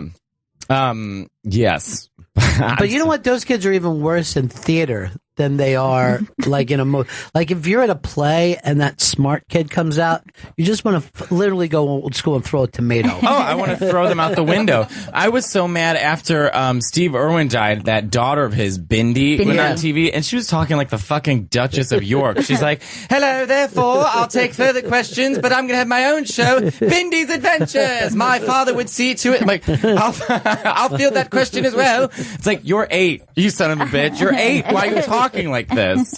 I'm just blown away by kid actors. I don't think kids should be actors. We should just get people and CGI them as kids. Yeah, just CGI them in.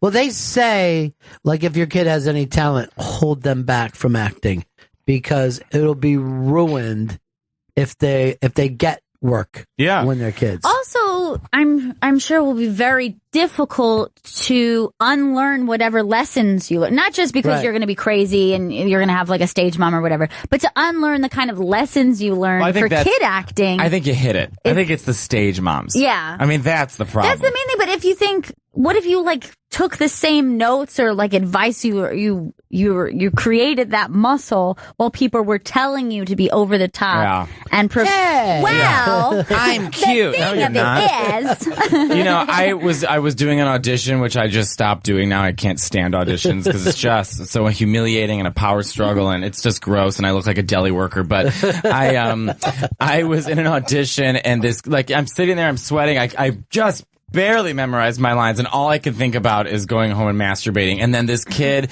is like 4 years old, walks in with his mom, and I swear to God, like, puts his hand on, is like, hello, my name is Tim, I'm here, may I please see the side? Thank you so much. You know, and the mother, it's all the fucking mother. It's just the mother. And the kid was adorable. I mean, it was a cute kid, and the mother looked like, you know, a shit show. But it just is, you know, it's like Dina, it's, speaking of which, stage mothers, I met Dina Lohan.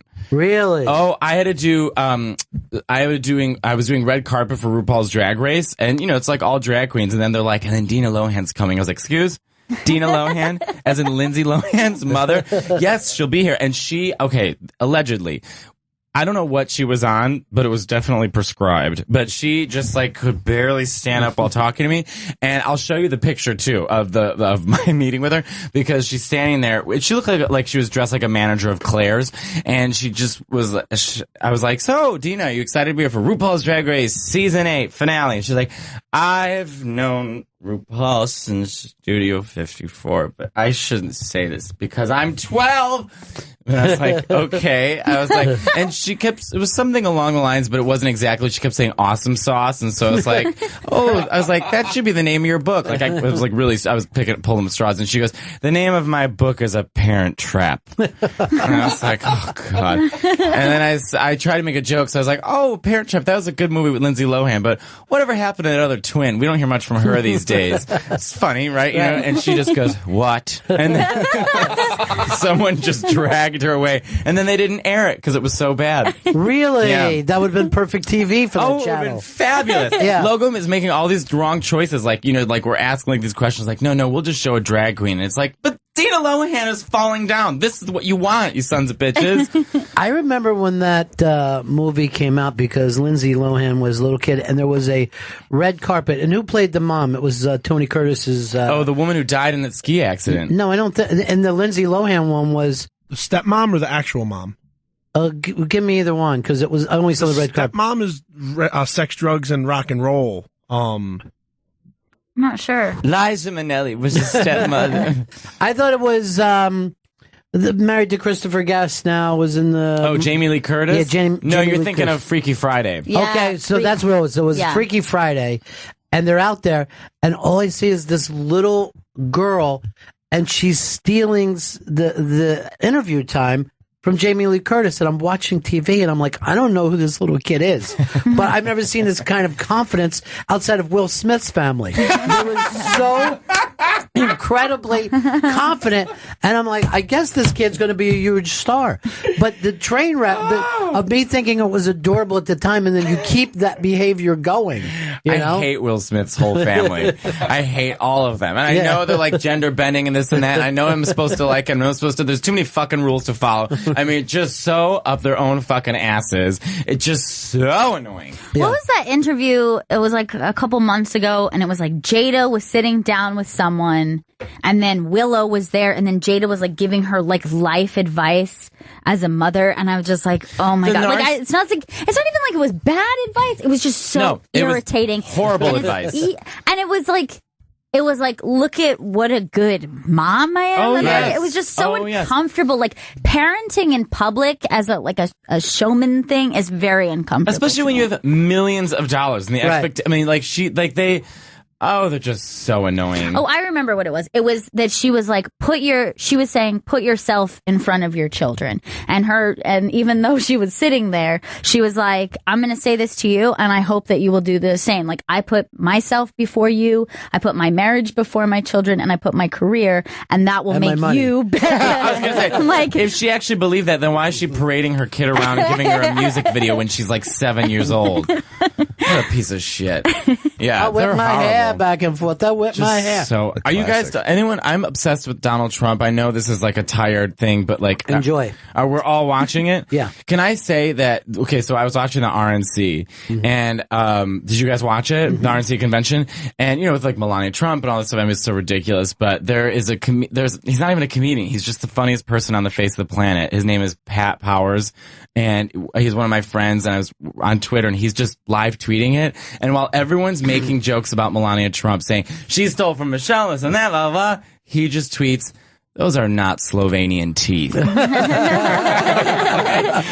my God. I was dying. So if anybody wants good politics, follow Pat Powers. I think it's like Pat Swayze on Twitter, but it's a picture of Angela Lansbury. So funny. So just an angry gay man in his 40s who's letting everyone have it. You follow him, Chris? No, I do not. You got to follow him right now. Pat Powers. It's like when you put it together, it's like one word, and then it's a picture of Angela Lansbury on a phone. But oh my God, all his tweets, like they kept showing this old woman at the RNC, and so he would tweet, "I'm with her." And it's just like, they had that one woman out, and she like all these like women who are so pulled in the Republican convention. And this one picture, she's just like quotations, "I'm under Satan's grip." I mean, it really was. It's a shit show, and I just can't wait for Donald Trump he's just losing terribly. Well, so far, but anything can happen. Like anything can happen. When people think that he can't win, I just have to laugh at him, because I think that we're like always one terrorist attack before everyone goes, we're afraid. Right. Who's the guy? Right. And he says, I'm the guy. I'll Right. fucking keep you safe. Right. So if people work from a place of fear, that's a big message. Did you hear what he said about Hillary the other day, about the Second Amendment rights, Yeah. and like alluded to the fact that she would be really shot by people who are Second rights? Right. They were debating it last night and all day today, what he meant or didn't mean. But the funny thing is, all the people who saw it, at home immediately went, did you hear what Trump said? You know what I mean? Like, the initial feeling was maybe the Second Amendment people will take care of her. Right. But that's also acting like they're just gun crazy people, not responsible. Right. Yeah, they should be offended by that comment just as much as anyone. But yeah, I know that one of the excuses that they gave was that he was saying, oh, no, he's saying that the people who support the Second Amendment are so powerful and strong that they're going to come together and they won't allow her to be elected. But the point that he said is, if she's already elected, what can be done at this point? I don't know. Maybe the Second Amendment people can do something. The implication, I think, was pretty. His son looks clear. like Voldemort. Which one? Because he's got a couple. The one, Eric, the one that looks like Voldemort. The one that, he's got two. They're all ugly, but are they? I always thought people found them to be. No, okay, my God, good. no. Ivanka is pretty. Yeah. She's a very pretty girl, and Melania is pretty, but she's just not very bright. I'm sure people are very upset with me on Twitter. I'm sorry. I'm sorry. There we go. Okay, the one in the left, all the way on the left. He's the second son, right? Yeah. Yeah. What are they digging? His grave? No, they are letting on that they're building a new building there somewhere. It's a new White House that they're building. It's going to be better. It's going to be great. But it's really funny how even Democrats like Ivanka, like they're like, oh, she's nice. Well, she is nice. She's nice. She works hard. She's, I saw that a lot on Twitter. As people are like, I feel bad. She's probably a really nice lady. She is. I think Melania is probably a nice lady. I think they're all nice people, but I just think, it is really entertaining to watch. I've been spending most of my time watching Donald Trump and, no joke, hours of Liza Minnelli interviews. Just loving that? Yeah. I want to do a show where I'm just Liza Minnelli with a mustache, and I just answer questions about old Hollywood. Because when you ask her, she never really answers it. So give us one, like a question would be, Liza, what is your favorite film of yours that you've ever done? I love Bob Fosse. I love. Billy Stretch wrote an amazing arrangement for me, and because my father was I'm a director's daughter, and I see in shots and angles. Can I sing a song for you? So it's just Liza that for an hour. For an hour of just like wheeling out the same shit Kay Thompson stories over and over again. My godmother, Kay Thompson, she was funny. And people don't know this about Michael Jackson, but he was funny. He was really funny. And I love him. Mateo Lane's in studio. Mateo's performing with Liza Traeger at Laugh Boston August 17th, and then performing at Governor's on Long Island August 26th to the 27th. And Mateo's going to be on Seth Meyers August 25th. Yeah, that's great. Oh, cool. Thank you. I'm excited. Now, you doing stand-up? Yeah, 5 minutes of stand-up. That's great. I know. I've been running my set the past couple days, and it feels very good. Like, it's not like pressured for. They're very chill over there. They're just like, yeah, that sounds good.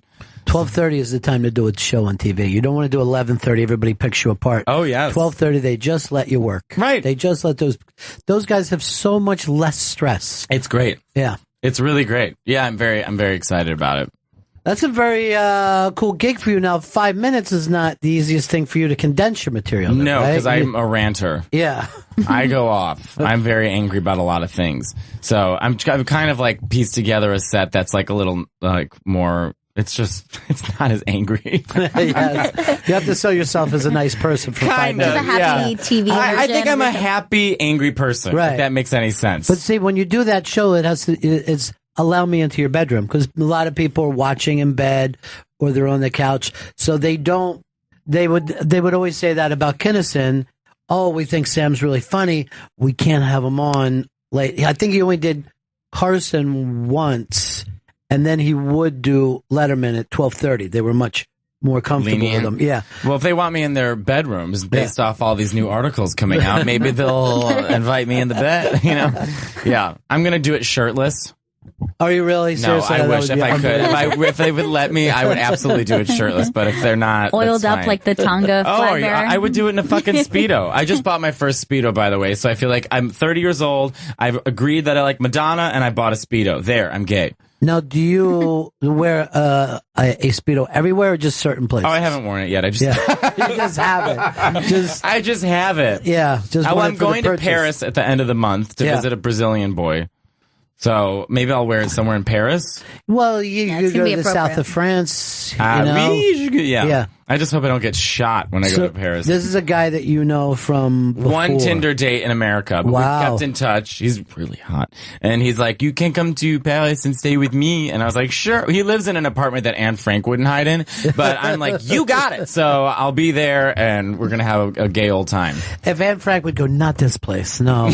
She would walk in and say, you know what? I feel claustrophobic. Yeah. I don't want to live in these walls. This is disgusting. Oh, you know what? I did Gildafest, and it was, so Kristen Wiig and Melissa McCarthy were there, just saying like this room is too small. So I'm hanging out with Emma Willman in the green room, right? And all of a sudden these like super high important plastic surgery pulled women walk up to the green room and they go, this room won't do. This is too small. What is this? And I was like, good. Like I was literally gonna be like, are you reading a script?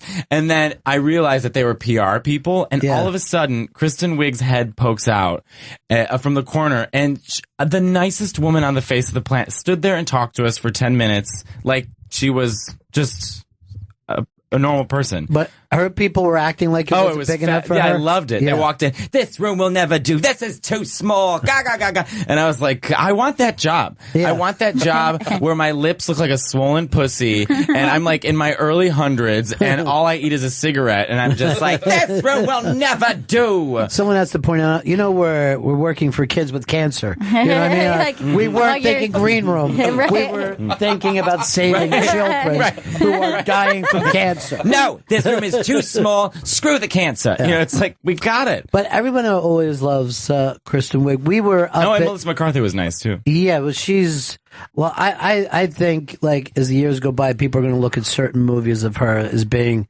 some of the funniest of all time. But we were up at the Ghostbusters thing. We went up with Paul Feig, so we were watching them shoot. And when Kristen Wiig came out, it was only like she was floating 6 inches off the ground. It was amazing. It was just, and everybody was just like, They're both really, you know what I loved is watching them together sit next. There's like all these people highfalutin. Everyone's trying to suck their assholes and they just sat together like two friends who, the sense you get between them is like, can you believe all these people are, you know what I mean? Yeah. Like they just were so nice and wonderful. Yeah. Melissa, if you remember, Chris, even in between the scenes was just a panic.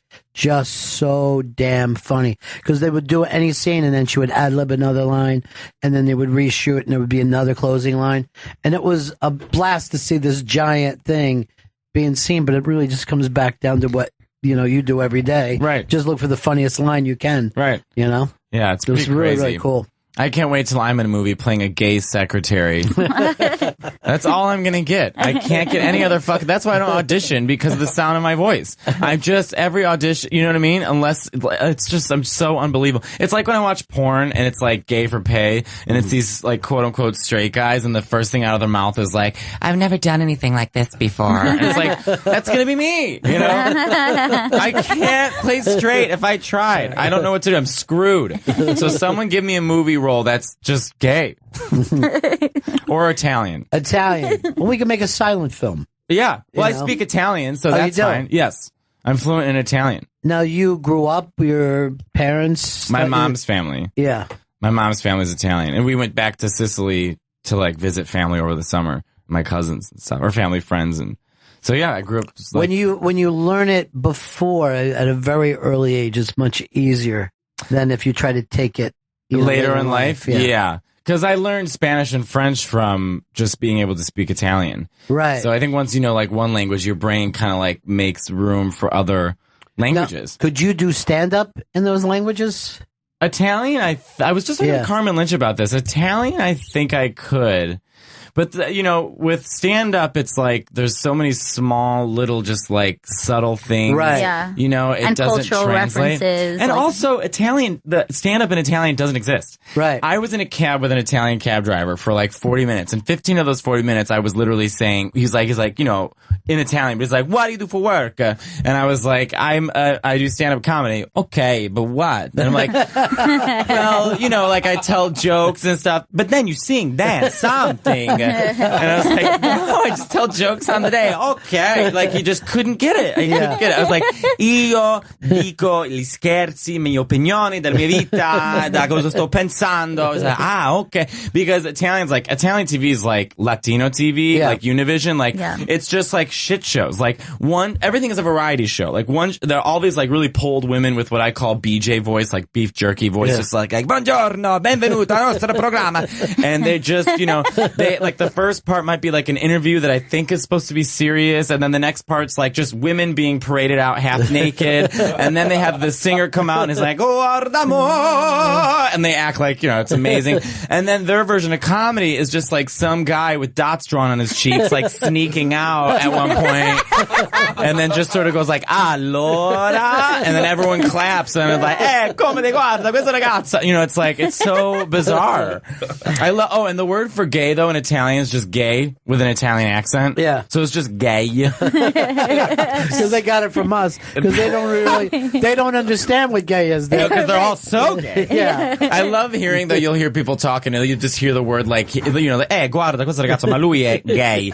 Like, but yes, and the men there don't like gay people. You know, it's very homophobic, but it's so ironic because they're like waxing their eyebrows and like hanging on each other and stuff. No one's gayer than Italian people. I thought they were, when I went to Italy, I thought everyone I met was gay. And then they would, I went with my girlfriend, and then they would start hitting on us, and we're like, are they gay? Because it seemed like, I thought we were going out with a couple of gay guys. Even though they're so gay looking, there's something really masculine about Italian men, isn't there? But and then they're also very affectionate and touchy with each other. Yes. So then you're like, I'm really, like, that guy has his hand on the other guy's knee, and then he's asking to take me home, so I'm really confused where this is going. I fell in love with an Italian last time I went to Rome, and I had a beautiful date, and we had sex, and I would marry him, but now he's dating someone.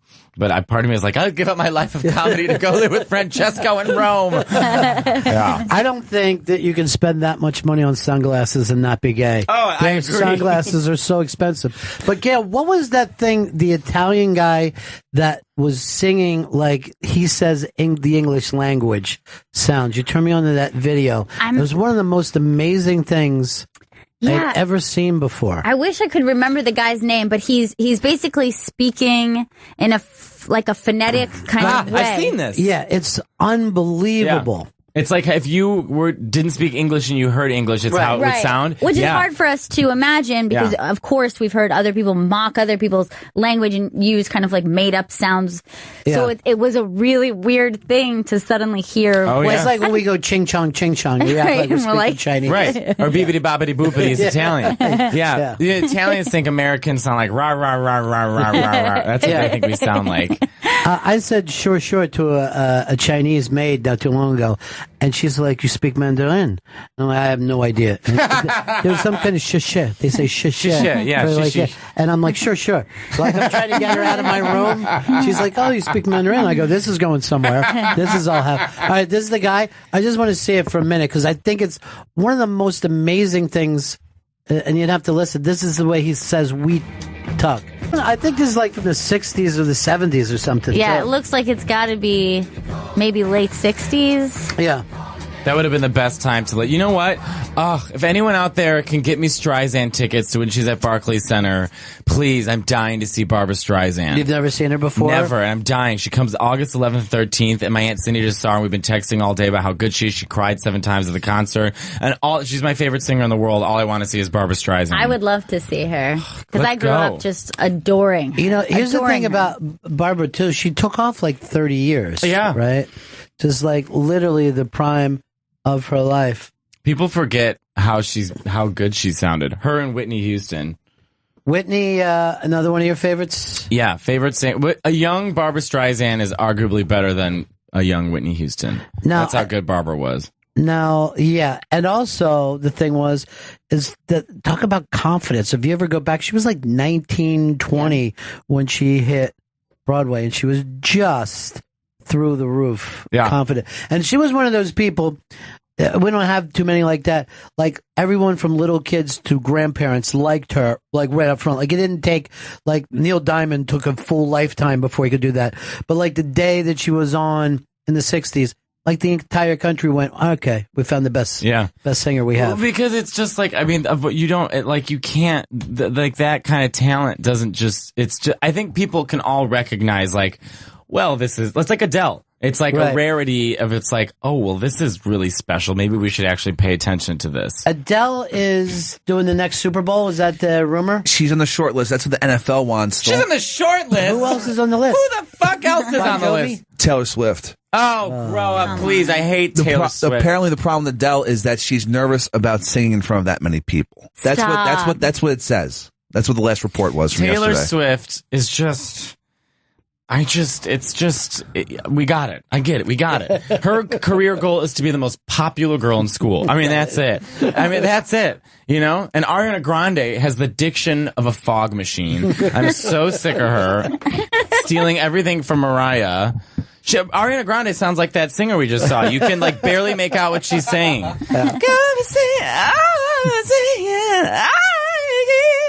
I'll tell you, Ariana would be great to be with our Olympians, though, our gymnasts. She's about the same size as them. Could go out and bounce around with them. She's, I think, 2.5 feet tall. Yeah. They have to use special cameras to just see her.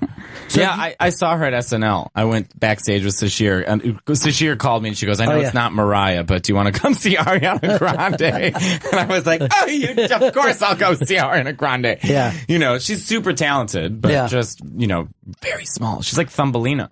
I saw that they're getting rid of some SNL people this year. Kind of surprising. I was honestly very blown away by their decision to get rid of Jay Farrow. Yeah, me too. I'm actually in shock. I can't think of anyone more talented than Jay Farrow. Well, he's literally a freak of nature. He is literally like I was in Montreal last week. Yeah. And him and I and his sister Shayna. Do you guys know Shayna, his manager? Sister? Yeah, we met her when she brought him in. She also has an amazing voice, by the way.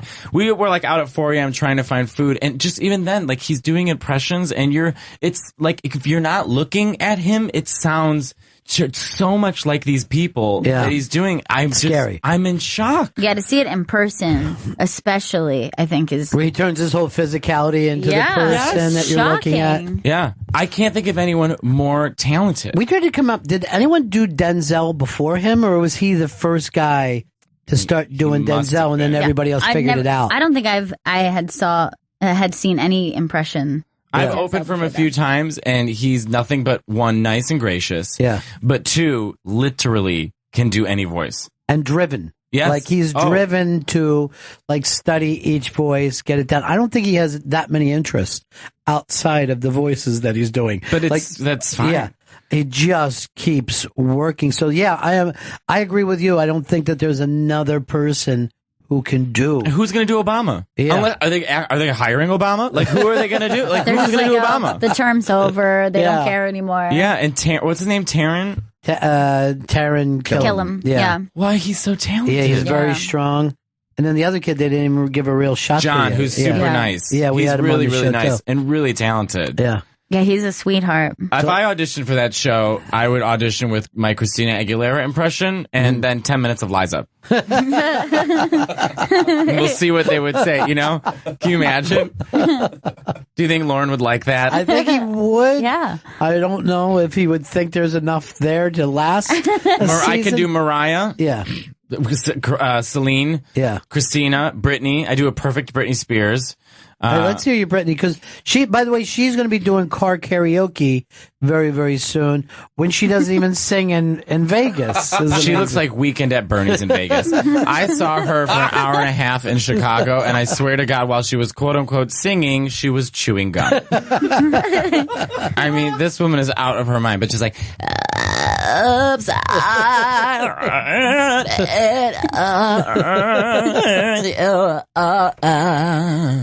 All right, I think Lauren would take you tomorrow. That's it. And then Mariah's just...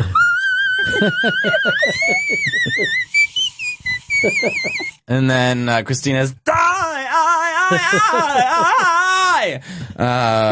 yeah. You know. That's unbelievable, dude. Seriously. That is Come on, Lauren. Date me. Come on, Lauren. Date me. Lauren, someone get me Streisand tickets.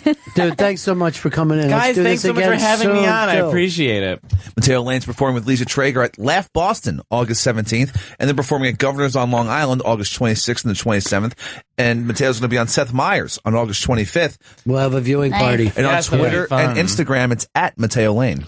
All right, we'll be seeing you again next time, man. Yes, thank you so much. It's the Bennington Show. Mateo Lane was just in here. We all love him. What's his Twitter handle? At Mateo Lane, and that's his Instagram as well. Send him a tweet or go look at his Instagram because he's much better shape than anybody that you know. He's ripped. Yeah, he is. He's great. Looking good. He's looking good. He looks good, and he has a bubble butt.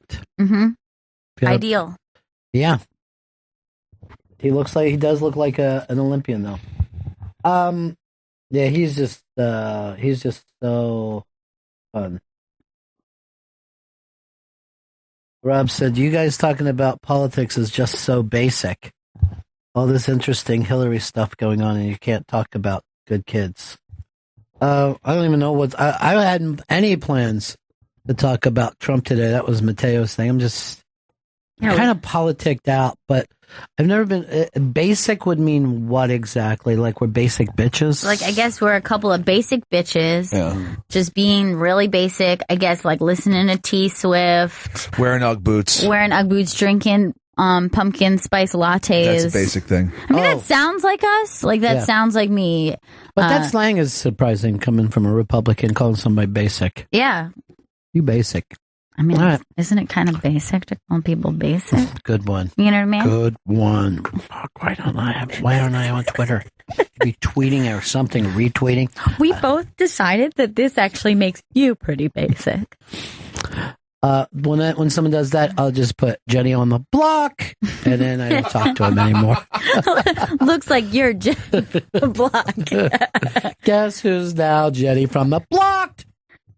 I guess I just got fooled by the rocks that you got. Looks like you're going to a blocked party. I was actually watching a fight on Twitter last night with Ant, and I was just like, why does anyone fight on Twitter? I can't imagine. I got so much else to do right now. I know, just blah, blah, blah, blah, block. I'm needed at the Olympics. Even a basic bitch like us. And then we also have Louis Vuitton bags, which we all do. What, a basic bitch has? A Louis Vuitton bag, yeah. Is that basic? Apparently. I mean, it sounds like basic. Yeah, it sounds pretty expensive. High end. Like, I would probably, if you said a knockoff Louis Vuitton bag, aren't Louis Vuitton?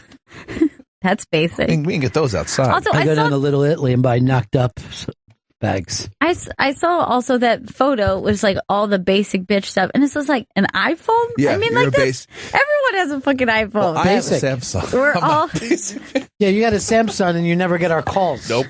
I just got 2 voicemails from creditors during the show. It never even rang. lucky, right? Except for that part about having creditors after you.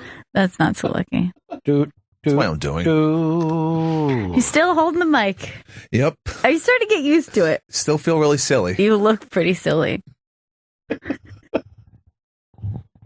What's on tonight? Do we know what events we're going to be watching? I don't know. What's on basic cable? We watching that like a bunch of basic bitches. All right, tonight is women's 4x200 meter freestyle relay. Men's 100 meter freestyle. This is swimming. Yeah.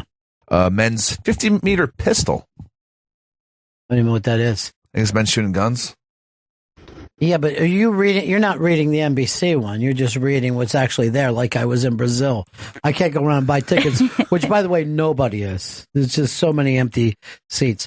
Oh, look at this. Randy wrote, Mateo Lane. Great appearance on Bennington show. Who was that guy that you recommended for poll tweets? I want to get that name too. That is at Pat Powers. PatPowers. At Pat Powers. I already followed. And hilarity will ensue, as promised by Mateo. Tonight on NBC is beach volleyball, swimming, and gymnastics. Thank you. I don't know why I don't go to you more. You've got the facts. Remember when Chris gave me the wrong facts earlier today? Right, the movie. Fucking, why am I listening to the hand mic when I got Vito right there? I used to be Bobblehead an hour ago. Isn't that funny how the nicknames change? Isn't that funny how many negative things we can think about you in a 3-hour span? Hey, guess what? Carbo load's sticking, though. So that's what I That's feel not you. Yeah. That's his name. I'm throwing it off to him, though. There's actually written down that he's called Carbo Load. Because he carbo loaded. I have proof. Because he ate a half a goddamn pizza before he got on a 50-minute flight. Technically 2 halves of pizza. What's that? I ate 2 halves of pizza. That's a whole then. Why is he? Oh, load. Expression. He was like, what? It's like I shot him in the face with a beanbag. I've never seen him so thrown off by that statement. That was It's not good with fractions. Gulp.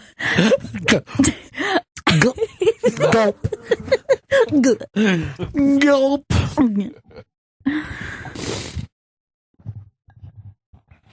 I'm on Sarah McMahon says, like, you literally can't even right now. That's something the basic would say. I can't. Mateo Lane's already sending back Pat Powers to him. Oh, that's nice. Bum, bum, bum. All right, we are getting ready to wind this one down, but you got a couple plugs for later this week, Chris. Yeah, on Friday at 3 p.m. East is the Sam Kinison A Life in Comedy. That's airing on Comedy Greats Channel 94. On that show, Ron will be talking with Mark Maron, Louis Anderson, Kevin Hart, Josh Gad, Jackie Martling, Andrew Dice Clay, Carla Bow, Jimmy Schubert, Mitchell Walters, and Barry Katz. That's all happening.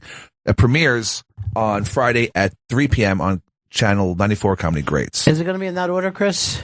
It will not be in that order. Odd. Then why say it that way? You'll have to listen to hear the order. I heard he was the one who did it. He knows it. That's because you don't know the order. Try to guess. Let's see how long before you screw up. Okay. First is Andrew Dice Clay. Second is Jackie Martling. So far, so good. Third, I just listened to this too 2 days ago. You made it. Third is Barry Katz. No, shit. Not even close. Wrong. You're always out by third every single time, no matter what comes up. You know what? You're a person that couldn't even get back into your own country. Well, I think the first president was Ben Franklin. Can I just make a run for it? Just give me one shot. By the way, I'm getting into that show about the kid who gets busted, the Pakistani kid who gets busted for murder. The night of. Yeah, I think I'm 3 episodes in now. Tense. It's very tense. Yeah. It's very tense. You're watching it? Let me know when you're caught up, because I am caught up. All the way? Yep. How many episodes? What is there, 4 or 5 at this point? I don't know. I'm just at third. I just finished 3. So I'll be caught up soon. My problem is I'm needed at the Olympics. no matter what happens. I'm considered the number one Olympic fan right now. You were Leslie Jones. It's hard to tell. Well, she was invited down there. She was. By who? Brazil? I think by NBC invited her down. Well, she works for them anyway. Yeah, but I think that they just saw how much effort she's been putting into her tweets and video messages. Why take her away from that and just now let her go down there? Well, she'll just be another celebrity. I was watching McConaughey on last night. Yeah. With Seacrest out. He did a bang-up job. You afraid to do your McConaughey after I said it was that? Come after on, you don't. said it was Do Dustin Hoffman. I do that as a joke. Do it. I do it as a joke. I get older and they stay the same age. Dustin this time? Come It's the Hoffman. on. Forget it. That's the last time I'll ever do it. Didn't he say something to like pink is my favorite color? He was a red because she's a redhead. He's like, my favorite color. As if that Love fits. them redheads. Does that fit? Get rid of the two geeks. You need a ride? She's like, I've got a car. I'm in a car right now. I believe that was the first scene of his acting career. That scene where he drives up and does that. Really? Was the first thing that he's ever done on film. There's a party right now in the making as we speak. There's a Richard, and this is the second in a year, a Richard Linklater documentary. Oh. So, and I just saw it. Look, he looks up like, there's something I can watch. But, just see, occasionally the show interests him. But I saw it on demand. I just watched another one a year ago. I don't know what more they could add. And I'm like, yeah, I will be watching. I'll be there for it. Okay, this is the Bennington Show. We're doing also the Unmasked this week, Chris. That premieres Friday at 2 p.m. on Raw Dog. That's Unmasked with Mike Birbiglia and the cast of Don't Think Twice. That's Chris Gethard, Gillian Jacobs, and Kate McCucci. That's premiering 2 p.m. on Raw Dog, Unmasked with Mike Birbiglia and the cast of Don't Think Twice. Here's Scott. Scott, what's up? Hey, you guys were talking about watching some shows and stuff. I love to watch documentaries on Netflix, but my girlfriend says I'm an idiot for doing so, but I think it makes me a little more interesting and I have more things to talk about and I'll learn a lot. Why does she think it makes you an idiot, though? She says I sit around and watch TV all day, which I don't. Oh. But I'll watch at least one documentary a day, and I think that's kind of a good thing to do. I'm sure that it's probably good, but just don't think just because it's a documentary that you're watching a factomentary, it's always still just another person's opinion. And a lot of times you can be watching alien abductions and it's called a documentary. But I would always, any information that comes in these days, you have to be watching with a grain of sand. And they also don't have to worry about having the reputation of a journalism, whether it's a magazine or television show. Yeah. So, yeah, I enjoy documentaries, but at the same time, I don't know how much of I get it is just their own personal agenda. Yeah, they could be an opinion piece very often. And, like everything else, you're just, a lot of times you're not getting the person who was actually there at the time. Yeah, and just like oftentimes people do this to write an article that's making a point, you're not going to put in information that doesn't support your point. I never do. So I would refuse that. And then you're like, no, you also know that this is a factor, but I still strongly believe this thing. I always say this. On the other hand, everything I told you is absolutely true. So think like me. That's what I demand of you. All right, we got to get ready to wrap this one up. I just wanted to take just a quick moment to talk about somebody who is very important to me. My Aunt Flossie passed away this morning, and she's not only my aunt, but also my godmother. And when I think about my life as a little kid, it isn't until you're older that you understand how lucky you are. I had an aunt and an uncle who basically treated me like part of their family as well, that I could leave my house, go to their house, and still feel like I was home. My aunt was one of the funniest people I ever met, and was one of those people, again, being a lucky person, I was raised around a lot of women. I had my mom, my big sister, my Aunt Flossie, 2 grandmothers, and a great-grandmother. And all these women were ridiculously supportive of me. They had me in their arms when I was a baby and passed me around. I don't even know how I ever learned how to walk, because these women they created a world where you just felt welcomed, where you felt safe. And I'm not acting like these folks were saints. They were interesting, colorful people. And my aunt was one of those folks that for the reasons that her and her sister, my mom, had, that we were just welcome in both houses. And if they went on vacation, I just went with them.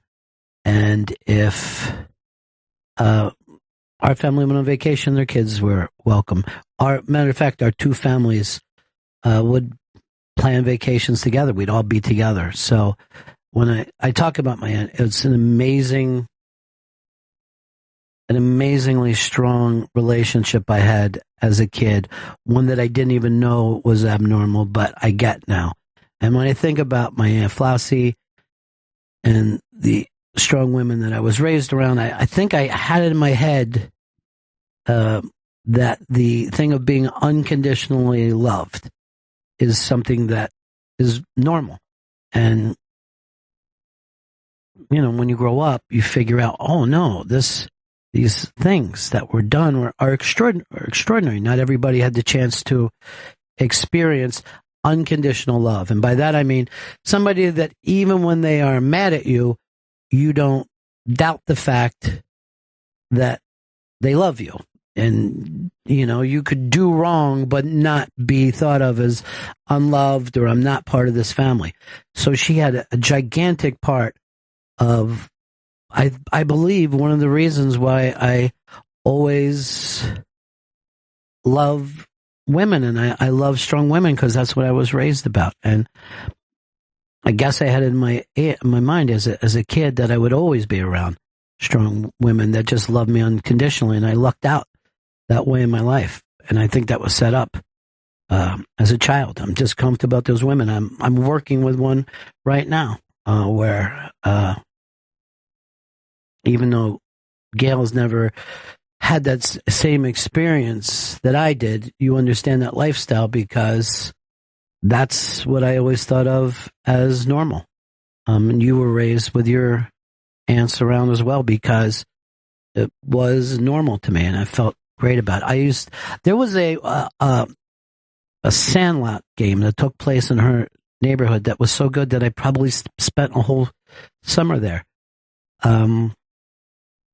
The food that she had for her kids, I got the same food. I was treated the same exact way. So it was an amazing, strong, beautiful thing. And I could never sit back to even judge her as a full person, because I had that thought about her as a kid the same way I would about my own mom. Like, you'll never really get to know the full aspect of who those people are. I can only speak of the lens in my life, but I have to say thank you for that thing that was built for me as a very young person.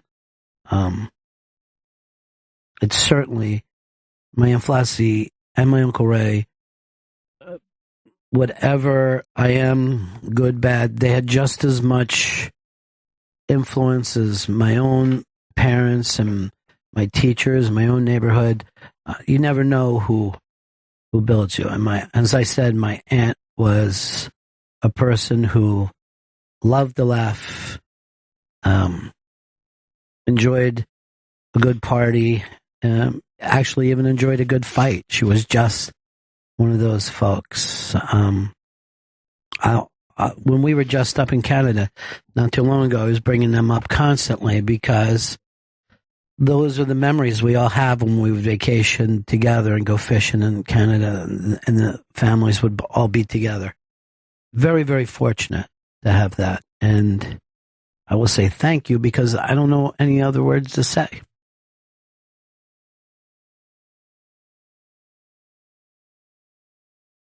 You know, my uncle Bill said, it's a tough league to get a hit in. He said that every funeral. It's a tough league to get a hit in. But it's also a beautiful game. And the people that you meet. I'll tell you one thing about my Aunt Flossie. There's a family rumor that she once knocked my Uncle Ray out with a frozen turkey. Something had happened, and when he was turned around, he took a frozen turkey to the back of the head.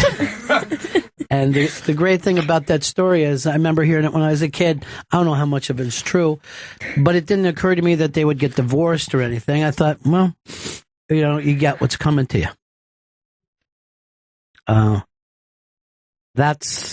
These were the type of folks. My aunt loved Elvis Presley so much that my Uncle Ray was literally a little jealous about it. And when Elvis would be on TV or something, he would be talking loud and stand in between her and the TV. And everybody got a real kick out of it. Everybody thought it was funny, you know, because how paranoid that do you have to be jealous of Elvis Presley. But I can tell you, I know on at least one occasion that she said, if Elvis called me, I'd leave Ray tomorrow. So I think it was a smart move that he pulled that out. And by the way, she never loved Elvis for his rockabilly or anything. It was always the crooning songs. And that's, I think she just physically liked Elvis. And I always got a kick about that as I was a kid. And another thing that I noticed sometimes, you know, I had a wild uncle, and sometimes that was her little brother. And there would always be something going on that us kids only knew pieces of.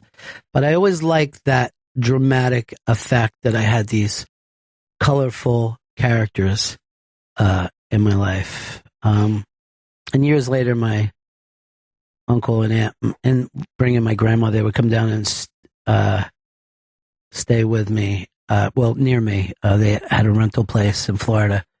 And I always felt that real connection, real connection to this family that they had established for us all. We were kids. They kind of taught us not to take any shit off of anybody, ever, and not get carried away into our own heads. Again, I'll just say thank you so much. That was an amazing thing to do for somebody, to make somebody feel safe and to make somebody feel welcome. I love you, boss. Ladies and gentlemen, the evening is over.